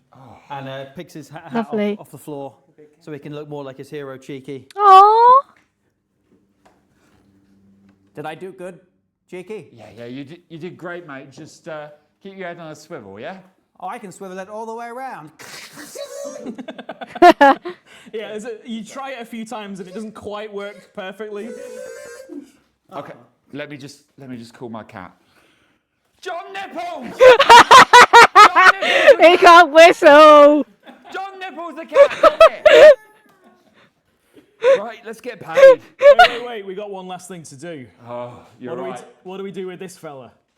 Pick Billy up by his belt and his collar, because I'm well used to this sort of thing. To be honest, I was going to put him in a bin and melt him that way, but it looks like the flow will do it just fine. When we were in the police force, we always used to search bodies for evidence before filing it in. I'm more along towards the flow, right? Yeah. Perhaps we Carlos, can you roll me a religion check, please? Religion? There's such a thing as religion check? If I remember correctly. Well, it looks like it's probably going to be 11. Oh, 21. 21. Nice. Carlos, as a devout follower of the Mudlock Church of the Flow, throwing bodies into the flow is a cardinal sin. Oh. How does Carlos square this with the actions that people are taking around him? I run up on top of the body. In the name of the flow, stop. All right. We'll go through the pockets and then, look, there's a dustbin over there. I'll get it done the old-fashioned way. Through the pockets. I love that Cheeky has a brand that he will stick to. Like, any other form of disposable? No, it has to be a dustbin. This is calling card. I know what works. Okay, so start going through the pockets and looking as well. I know how the hobgoblins hide their stuff, so I'm checking inside the seams. Yeah. I'm checking if there's any like double layers. Open his mouth up, see if he's got any false teeth or anything. I'm going to help by holding the body by the ankles and just shaking it up and down. Be careful. Bludgeoning damage. Whilst you give this guy a literal shakedown, can his knife like fall out and just fire into the body still on the boat? Yeah, you shake the corpse like this and the dagger goes spiraling. Oh, Pete, go and check that guy for any money or anything, and then bring him over here as well. It spirals through the air just as Coop George goes, I think I'm actually okay. As this happens with you guys and you are disposing of the body, Rover turns to Carlos and Maureen and goes, I wasn't actually talking about the dead one, I was talking about this one, and he holds up the one you knocked out. He goes, we already have witnesses. It makes no difference if he gets away, but what do we do? Maybe we can wait until he wakes up Ask him some questions. Why wait? And he slaps them awake. Big boy. Hey. Big boy, oh my god. Remember me? Yeah, I do. Why was Billy Cragg here this evening? We got a tip off. There was something big coming in on the ship. We was to take it from you. They sent Billy Cragg to do this. Oh, he was bored, and he wanted a way to impress his cousins. Aww. I see. What he's is dead. that package? I don't know. We weren't told what it was, just to get it. And you're definitely sure that was Billy Cragg that we just killed? Well, you can take a look.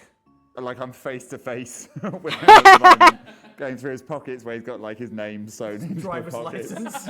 Yeah. Driver's license, ID, national insurance. He kind of braces himself against the wall and goes, Look, if it's all the same to you, I won't tell a soul, all right? Who gave you the tip off? It was a sailor. Said that there was someone shifty on board who was looking to get rid of some contraband. Give me a name. All right. Roger. roll me an insight. Who the hell's Roger? Ooh, 23. He's giving you any name. Not any name, you idiot! You know the sailor. I don't know, all right? I was here to beat down on some people. I mean, you lot, but I don't know the details, all right? All right, look. Ultimately, we've got a problem here. We need to get rid of that body, okay? Pete knows our usual way of working. He's dragging the bin across next to the two corpses. Have we gathered them Yeah, together we've got now? the French guy and not the French guy. Sorry, The smuggler. the smuggler. And have we finished going Billy. through their pockets? Yeah, what do you find? Yeah, I'll say you find 1 copper piece and a half-eaten biscuit. Between the two of them, that's all I have. They're not rich people. No, like house keys or... Okay. Okay, there's some garage keys on one of them. Great, the garage keys. Finally, we'll have our getaway vehicle we talked about. We just got ourselves a car. We're so back, baby. Oh, Yeah. Aww. If they find out this has happened, what are they going to do to us? All right. Pete is breaking the limbs and shoving them into the bin. Look, you let me go. I'll say it was all a bit accident, yeah? He's watching us do this. I'll say it's... Him too. Yeah, both of them both of the dead ones in there. There's room for a third, though. Look, I'm more used to you alive, surely. Yeah, prove it. Beat some use of me now. Cheeky, come on, you wouldn't do that to a mob goblin. Looks like the mob goblins would do it to me. We were a family. Yeah. Family. So is it a big deal that we've by an accident just killed Billy Cragg? The Cragg twins are not stable people. Oh. Any slight against them or their family is a grievous insult, and killing their cousin, big no-no. Whether it was an accident or not, they're not the kind of people that will see the empathetic side to this situation. They will be out for blood. What do you mean, burgundy ain't my colour? What do you mean you're out of sausage rolls? Well, I don't know what to do then, fellas. Well, the options seem to be either we just come clean, or we disappear, or we chase down the two who got away and put them in the bin. You know the twins. If we come clean, tell us the The truth. lasso. What'll happen? That'll be the end of you. That's all there is to it. Now, listen, these two are done. This one looks like I'm a dead man walking, so you better have something better than loyalty to offer me. I've got 3 kids, cheeky. They've all got 3 kids. Good. 4 kids are considerate, but 3. Maybe my wife's pregnant and I don't know about it. Wait, like, when does it become a child? Is it a conception or is it... Let's not get into that. I'll sell a great story, I tell you. Just shut up. Just shut your stupid little mouth. Shut your pretty little stupid mouth, all right? 2 of them got away. I'll say we take anything valuable and send him on his way. I agree. Be sensible. Okay, empty your pockets.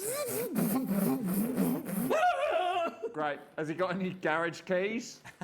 Any keys to garage? You find a banana. Banana, great source of potassium. Is that it? All right, lovely. I peel back. Oh, not me. Now fuck off. My wife gave me that.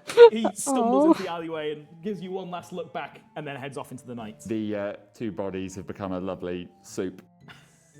I thought you were dunking the banana. Oh. Listen, if I throw the banana skin in actually after them. Nice. If anybody asks, we weren't here and this didn't happen, okay? We're gonna have to lie low for a bit. Look, I'm gonna use my druid craft where I can sense the weather for the next 24 hours. I'm sensing it. It's gonna fucking rain any second. We need to get out of here.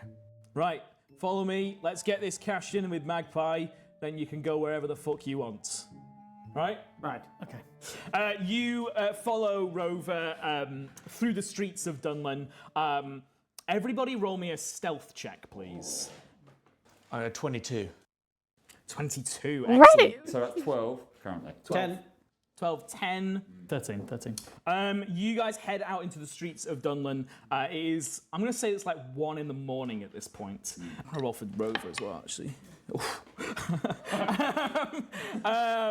He's making his way, sneaking through the alleyways. Stops for a moment to catch his breath and pushes a Ming Dynasty vase off a shelf. As you come to the end of a street, Rover says, "Everybody back against the wall!" You flatten against the wall as a brace of about 4 porcelain police march past. Their heads are like rotating 360 degrees as they march. They are actively searching for criminals. Oh shit.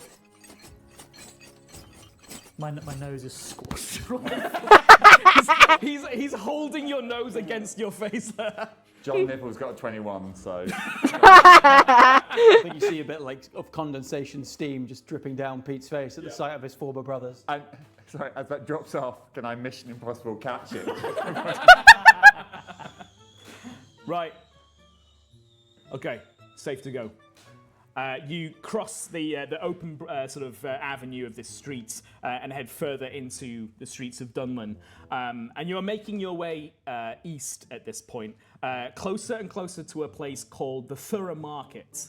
At this time of night, it is deathly quiet. You see abandoned stalls, but shut shop fronts, vendors' stalls.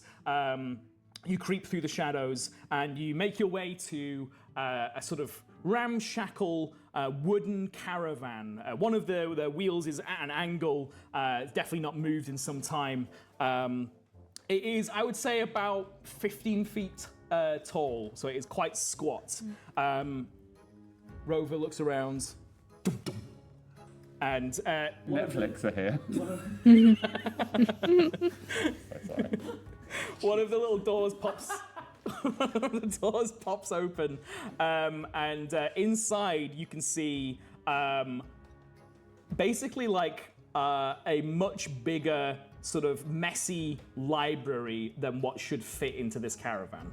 It is bigger on the inside than the outside. And he goes, "Right, let's get inside." And he like holds the door open for you. Thanks. Should I keep watch or come inside with you? John Nipples can keep watch. Good boy. You come inside. Isn't your cat blind? 2 of the 3 eyes are blind. Okay. Third one's John Nipples jumps up onto the roof of the caravan and closes all 3 eyes.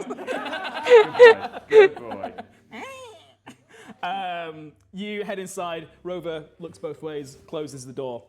Inside is room after room after room, some odd angles, walls filled with bookshelves that do not contain books, but just odds and ends, stacks of papers, folders, and up a sort of rickety ladder towards the top of one of these rooms is Magpie's office. And stood. I wonder if hands Magpie's in, the goblin pockets from watching you earlier. as you enter is Magpie. Yeah, he A is. grey-skinned gnome, massive bulbous nose, massive sort of bat-like ears. They have a messy thatch of hair that can neither decide whether it's black or white. They have a little trilby jammed on their head.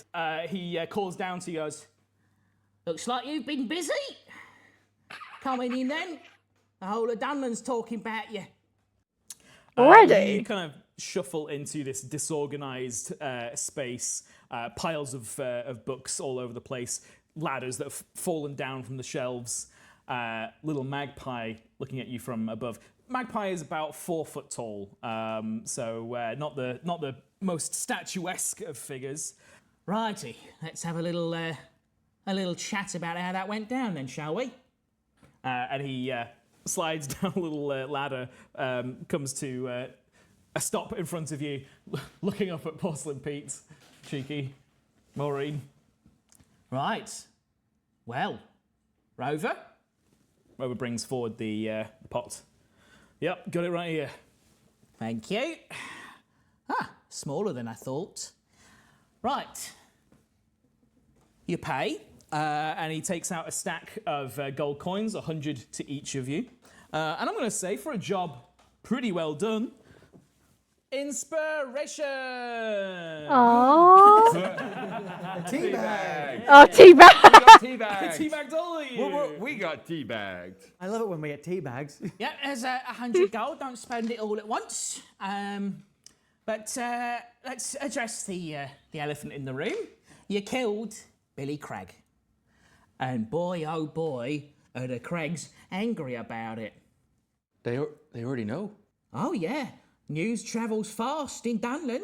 Do they know who, shall we say, fired the crossbow bolts that, shall we say, penetrated the forehead of, shall we say, Billy Craig?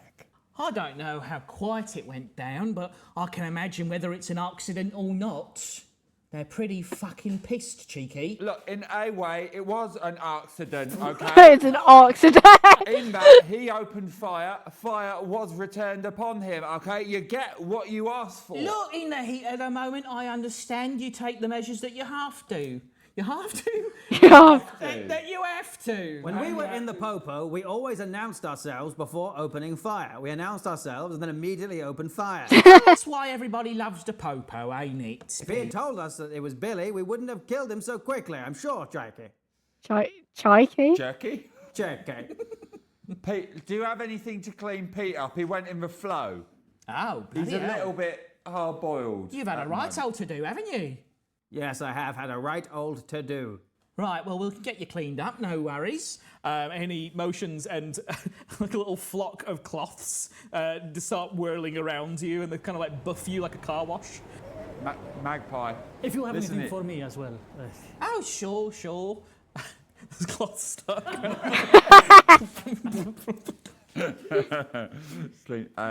Magpie. Firstly, thank you for having us in your. I can actually shake you. Yeah. Yeah, you're welcome. Thank you for having us here. I'm sorry it's under such difficult circumstances. I'm going to have a word with the Craigs, smooth this all over. These three, though, I reckon they should make themselves scarce for a bit. Do you have anywhere they could lay low for a little bit? Oh, cheeky. I think you're forgetting something. The Craigs, well, they've put out a hit on you. Oh, You kill one of the shit. cousins of the Craigs, and they're going to come for you. It's all over the streets. You all need to lay low, at least for tonight. No. I need to talk to the Craigs, all right? We'll talk this through. They'll understand, all right? But they need to hear it from me. I've been with the Hobgoblins my whole life, okay? They'll understand, I'm telling you. Are we talking about the same Crag twins? You haven't met them. You don't know what you're talking about, son. You've got no idea. Let's all just calm down. I think that's a okay? bad Let's idea all to actually perfectly talk to calm. them. Let's calm down. I'm being perfectly calm. You're not calm. This is Dusty. maximum. Dusty? Who the fuck is Dusty? Who do you think you're talking to? Listen, Dusty. Ah!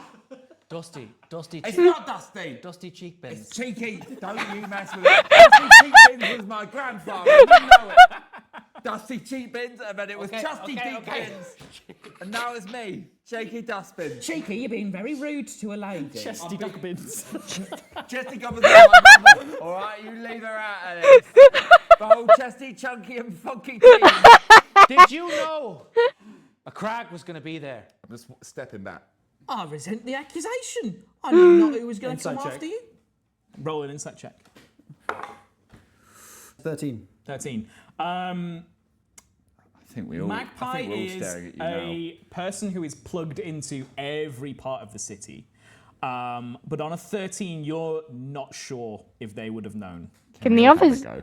Yeah, everyone rolls. Yeah, initiative come if you on, want come to, on. I'm giving you a stare Glean now. some information from them. Oh, that's 15. 9. 18. I've also got fortune from the many, but that's only if I fail an ability check. So how have I done? I would say that you failed. Okay, Can well, I, before we do this, can I give you some guidance? And it looks like to me, it looks like three tiny little rats with spectacles. Aww. And sort of really peer into the soul of the magpie as you gain insight. I will say you can either make the check yourself or give him guidance. I'll give him guidance. Okay. Because he rolled it was bad.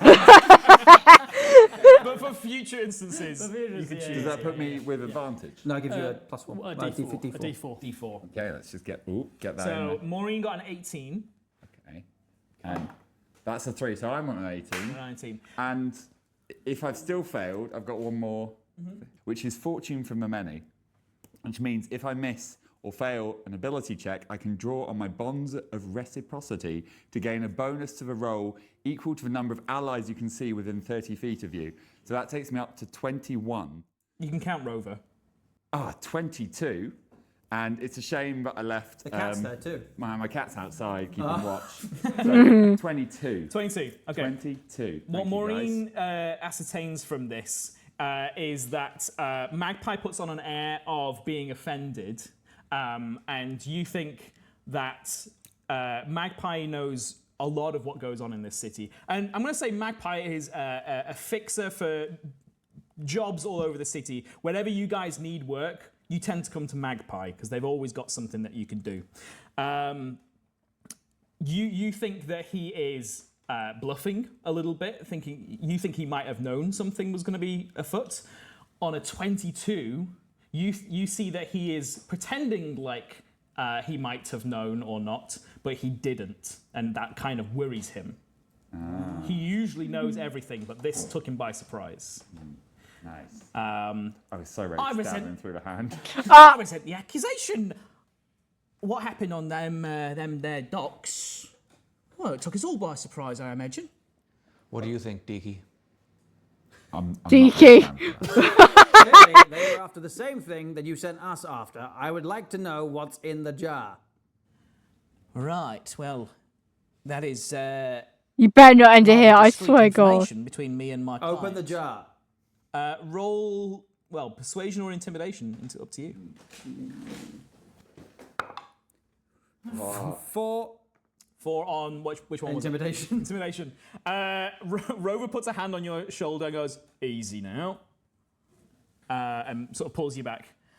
He's a bit of a chip on his shoulder, this one, aren't Hey, that's a rude thing to say to a porcelain man. He's been through a lot today. But at least, please, tell us what is in the jar. Make a persuasion check. 1. Hey! We roll, yes! Much mileage out of that feature. Good thing you took that, buddy. Otherwise, you'd be in so much trouble. That's a snatch 20. Snatch 20. Carlos, as an informant, you know when to push and pull away from a person when you need the information you need. Pete blunders in with a threat. Magpie is it not T? fazed 'Cause by that's this what it threat. said in the Not in thing his as well. castle, not in his home. You skirt around that with a little bit of politeness, a little bit of courtesy, and he falls hook, line, and sinker for it and goes, All right, I'll reward your curiosity, Carlos. This here is tea. And I'm not talking about your common garden, herbal, green or white Yeah. tea. This is a new kind. made all the way in Cathlon, and I've got a buyer for it. And I just so happen to need But it's a couple of illegal. people to deliver it. Now you've got options. You are being chased by the Craigs. You could flee the Hold on, city. isn't they said it was an illegal thing? They were doing something illegal. So is this tea illegal? How can tea be illegal? What? You could hunker down, and all of those options are a lot more viable if you've got 100 grand in your pocket each. 500,000 gold pieces. 500,000. That's right. 500,000. 500,000. That's life changing. Cheeky, with that, could I buy my freedom? And I can buy us back in with the Craigs. I don't want to go back in the Crags. No, you be free. I'll peace with the Craigs. You two do whatever you want to do. 500,000. I don't care what you do with it. Freedom, charity, buy yourself a nice dress, nice weapons maybe. There's a lot of things you could do with it. Okay. Okay, so that's, what is that? How much each is that? That's 125,000 each. I think. He doesn't seem to understand basic Mathematics. He also seems to have completely forgotten Rover. I'm worried that he's going to be offended. Yeah, there's a range of ways he's fucked this. I think we don't tell him. So hold on. If it's 1 million, did he say? Hold on. Hold on. 500,000. So that's, yeah, he's definitely fucked up the math. Hold on. So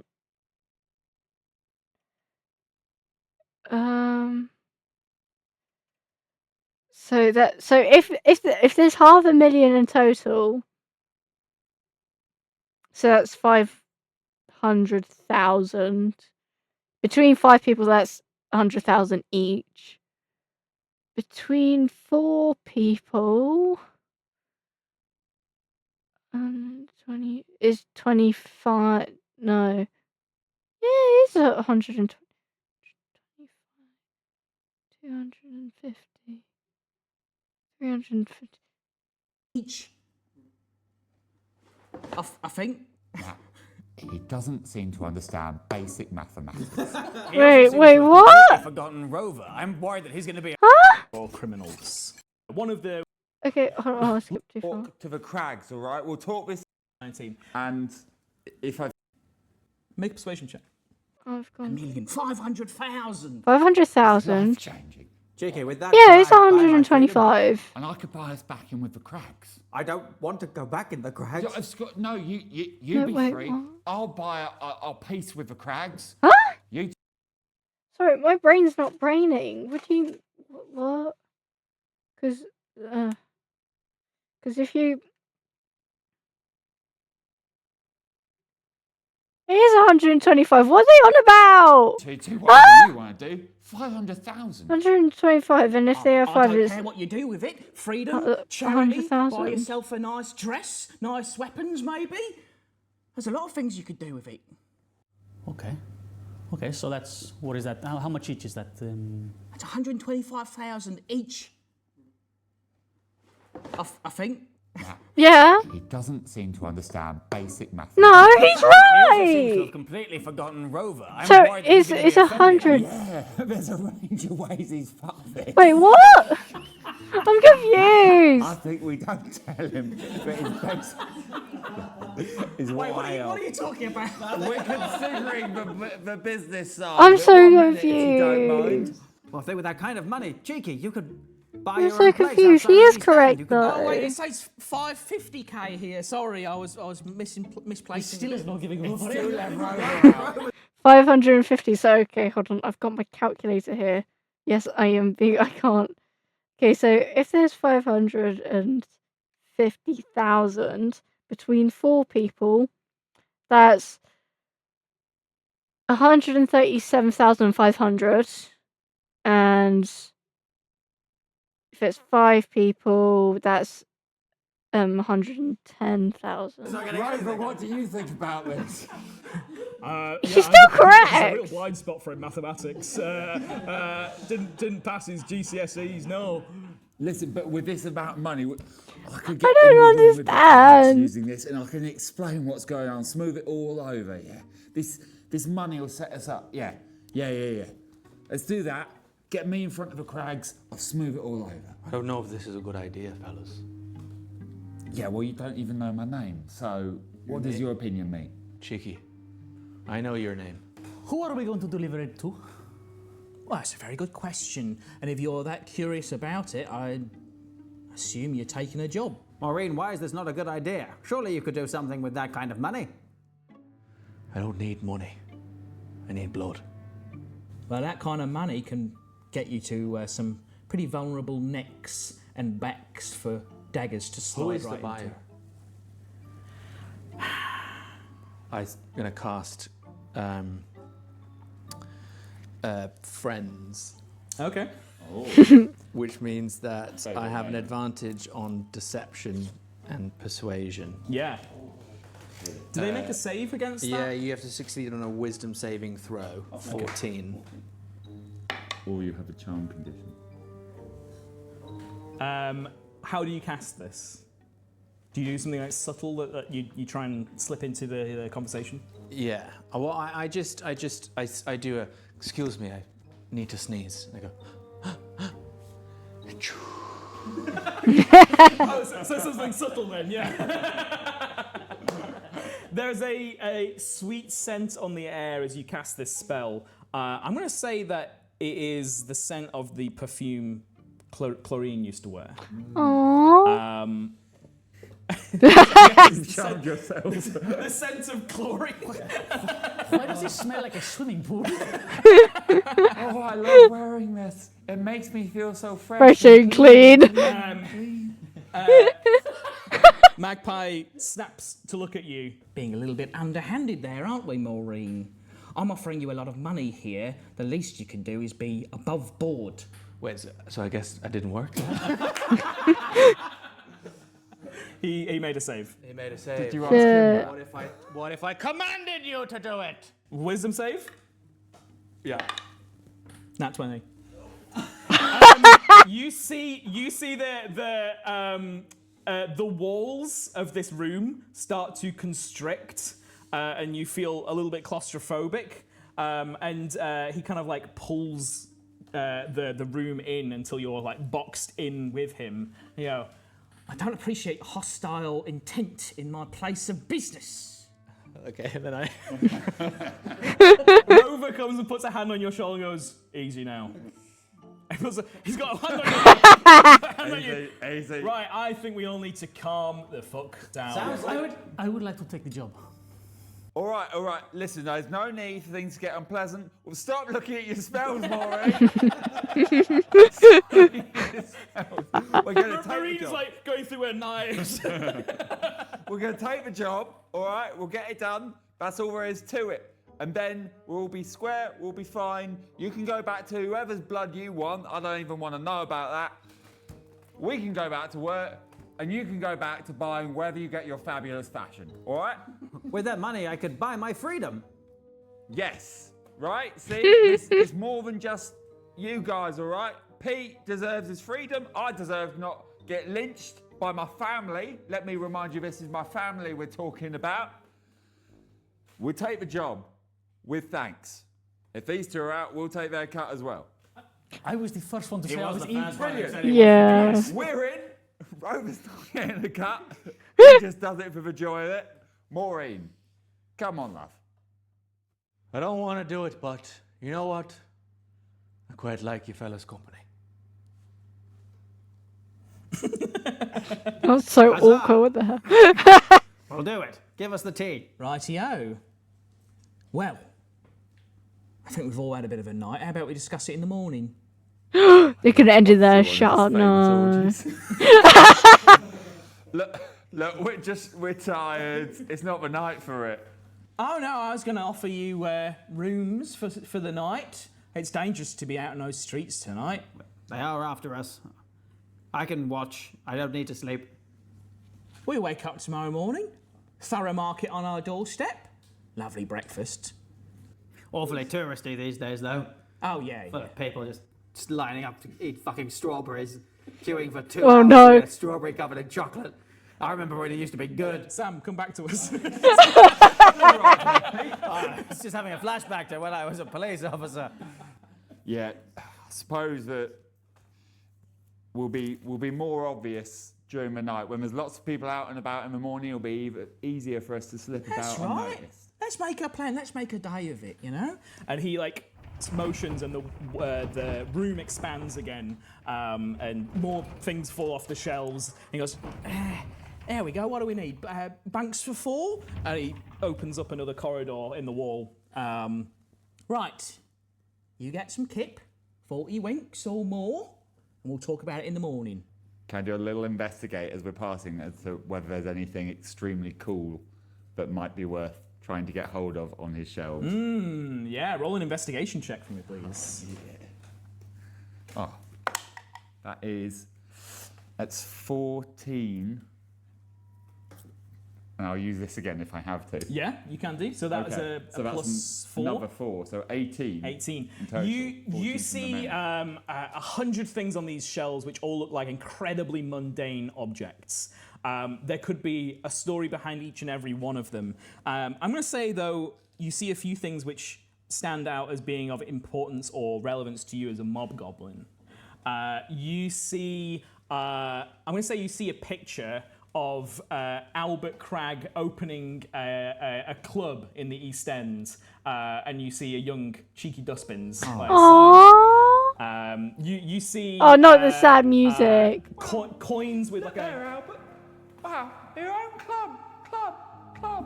So you see this faded picture of and it's a club called Esme's, which opened back then. Had a big grand reopening a few years ago, but back then it was a much nicer bar, no seedy activity going on in it, and it just kind of transports you back to happier days. Oh, Esme.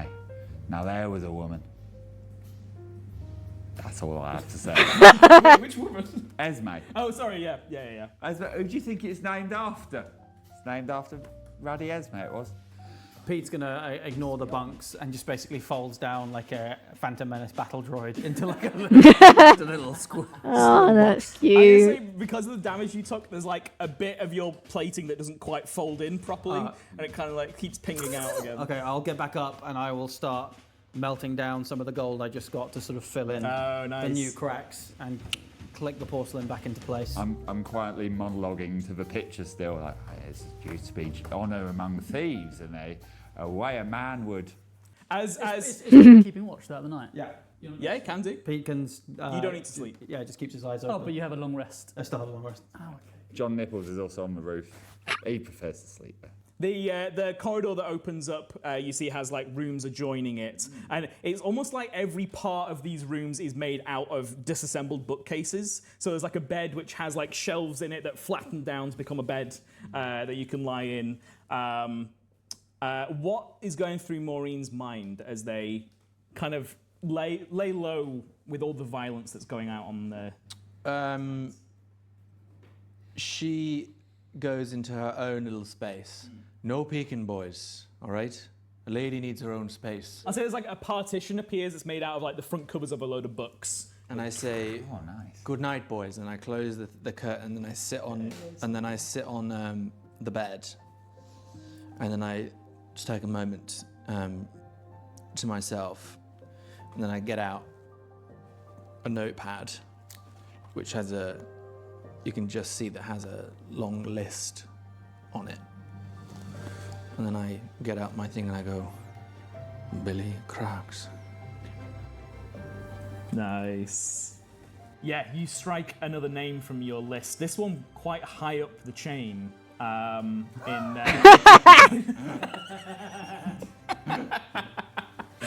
Quite high up the food chain of the mob goblins. Obviously, there are two names not vastly dissimilar from each other at the very top of that list. Carlos What do you do as you sort of settle in for the night? Well, Carlos is thinking about the job he's just taken on, and he's quietly muttering to himself some sort of prayers of repentance, because he's going to be delivering tea, which is, illegal drugs, and the Mudlarks, they're not fans of tea. The flow should be pure, and tea impurifies it. But he's making his peace with it, because once he's got this money, he can maybe help buy himself a better position within the Mudlarks. Yeah, there's a lot of good you could do with 125,000 gold. Exactly. How do you think they sort of administer to their faith? Do they pray? Do they have any outward show of faith, or is it all internal for Carlos? He's got a little vial of flow water. Nice. That keeps around his neck, and sort of you hold that and you say some words over it in ancient Latin. El poder del río, el poder del río, blah blah blah. Nice. I think you see in that tiny vial of flow water just like a little glimmer of magic in the liquid. Right. I finished whatever I was saying to the picture, and investments. Oh, you've all gone. I'm going to say, just for flavour, Esme, the person whose name was given to the club, was a hobgoblin woman who grew up in the East End with you and Alfred. I feel like the two of you had feelings for her. Me and Alfred both had feelings for her. And she went for Alfred. Okay, so my was really high pitch there, but that's because I was excited. I was a fully grown hobgoblin at that point. Good times. You played second fiddle to Alfred many times, but you... Yeah, we were in a band. It was great. We were in a band together. A band of two fiddles. Minimum two fiddles. You can't have one fiddle in a band. Come on. Bedtime. A little bit of melancholy before bread time. Bread. A little bit of bread and then bed. I'm going to have a bread. And then he gets into bed. Amazing, wonderful. So then we see Carlos turning in. He has his own little room accommodated in this expanding space. What does Carlos do to sort of end the day? Is there like a Mudlark tradition that he follows? Yeah, he says mainly saying your evening prayers. So, he takes off his little necklace with his little vial of flow water, and he gets down on his knees and he holds it to his forehead and he starts muttering some words in ancient Latin. El poder del río. Vivimos en el flow. Vivimos en el río. El flow. And I think as you say these words, they echo the same words that you said the last time you were in the Dunlan Underground, the domain of the Mudlarks. We cut to darkness lit by candles of the faithful. The arched ceiling seems like a cathedral hall, but this is the endless sewers of Dunlan, the underground beneath the city. You are there, Carlos, in fervent prayer, and a presence approaches you over your right shoulder. You spot out of the corner of your eye. This is Silt Saint Vulpine. This is your overseer, your superior. They are a fox in silk robe. It's actually velvet robes, but they are tattered and murky and dirty. It is a badge of honor in the Mudlarks to wear dirty clothes, because you have taken on the murk of the city and you've prevented it from entering the flow. He approaches and he greets you. Carlos? Silt Saint Vulpine. You have returned to us? Yes, I have, of course. You have returned to us in shame. You lost a great deal for the Mudlarks. It is true, yes. I can only apologize. I will recover the notebook. Well, the raid has been called off. The mobgoblins surely have peddled their tea amongst the city now. Everyone that falls from the path of the flow is there because of you, Carlos. But The High Purifier has more plans for you. He does. A path to salvation. Wonderful. A new blend of tea is entering the city soon. Our other eyes and ears, more reliable than yours, have told us this. We want No, you to don't tell me he's part gonna betray with the group them. that accepts it. Of course. You eh? have connections in the criminal parties of the city? No? Yes, I know the mob goblins well. No, no, no, no, no, no, Extremely well, no. Good. You will No, position I yourself can't. I can't as believe a hired this. hand for whatever gang Please turn takes good. this Please tea. turn good. Yes, You will remain close to it, absolutely. but you will not destroy it. No. You will follow it. We believe there is only one buyer who knows about this tea blend. The Tea King of Dunlan. We need to know their name and their face. Okay. I would be honored to take on this task. Good. This is a way back to the church for you, Carlos. Thank you for this opportunity. I'm very grateful. And do I need to extend the description of what will happen if you fail? No, it is very clear what will happen. Good.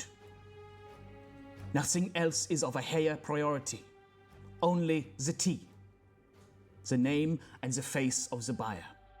The name and the face of the buyer, and to find and deliver the tea to you. That would be a nice way to cap off this little mission for you, yes. Okay. I can deliver tea. You can count on me. May the flow be with you. And the flow with you. We cut back to this little bedroom. Sneaky little rat. What? Oh yeah, Jesus What is going through Christ. Carlos's mind as he remembers his mission? Excitement that this is his opportunity to gain favour again with the clergy. Nervousness that he has to keep up this facade with these other three. And just hoping that he can fulfil the task. Fear, trepidation, excitement, all of it. So he's got to get that name. He's got to find out who it is. That's his main goal. Yes. Okay. But also to get the tea as well. To get the tea, yeah. Yeah, I mean, if that enters the Dunlan black market, that's a big blow against the church. Exactly. Sneaky little rat. Sneaky little rat boy. A lot has happened in just a short few hours, but the potential for a new deal has been struck, one that could propel you guys into fame and fortune, or it could send you right to the bottom of the flow. There are forces at work all over the city. Word is out that a blow has been struck against the mob goblins, whether accidental or accidental or not. There is going to be hell to pay. In the next session of Lock, Stock, and Two Smoking my Fireball! Okay, that was such a great episode. I can't wait for the next one. I presume that it'll come out in like 2 weeks from now, because that's what they did with Playground. But yeah, I really like this series. I can't wait for more. I wasn't expecting the twist of Carlos being like a spy or anything, but like I really liked how that went. First, straight into the action on first one, because they didn't do that with Playground. I mean, there was like a few bits, but there wasn't like full on fighting. But yeah, I can't wait to see where this goes. I hope you guys enjoy this video. I'll definitely watch future episodes of this, and I will see you next time. Bye.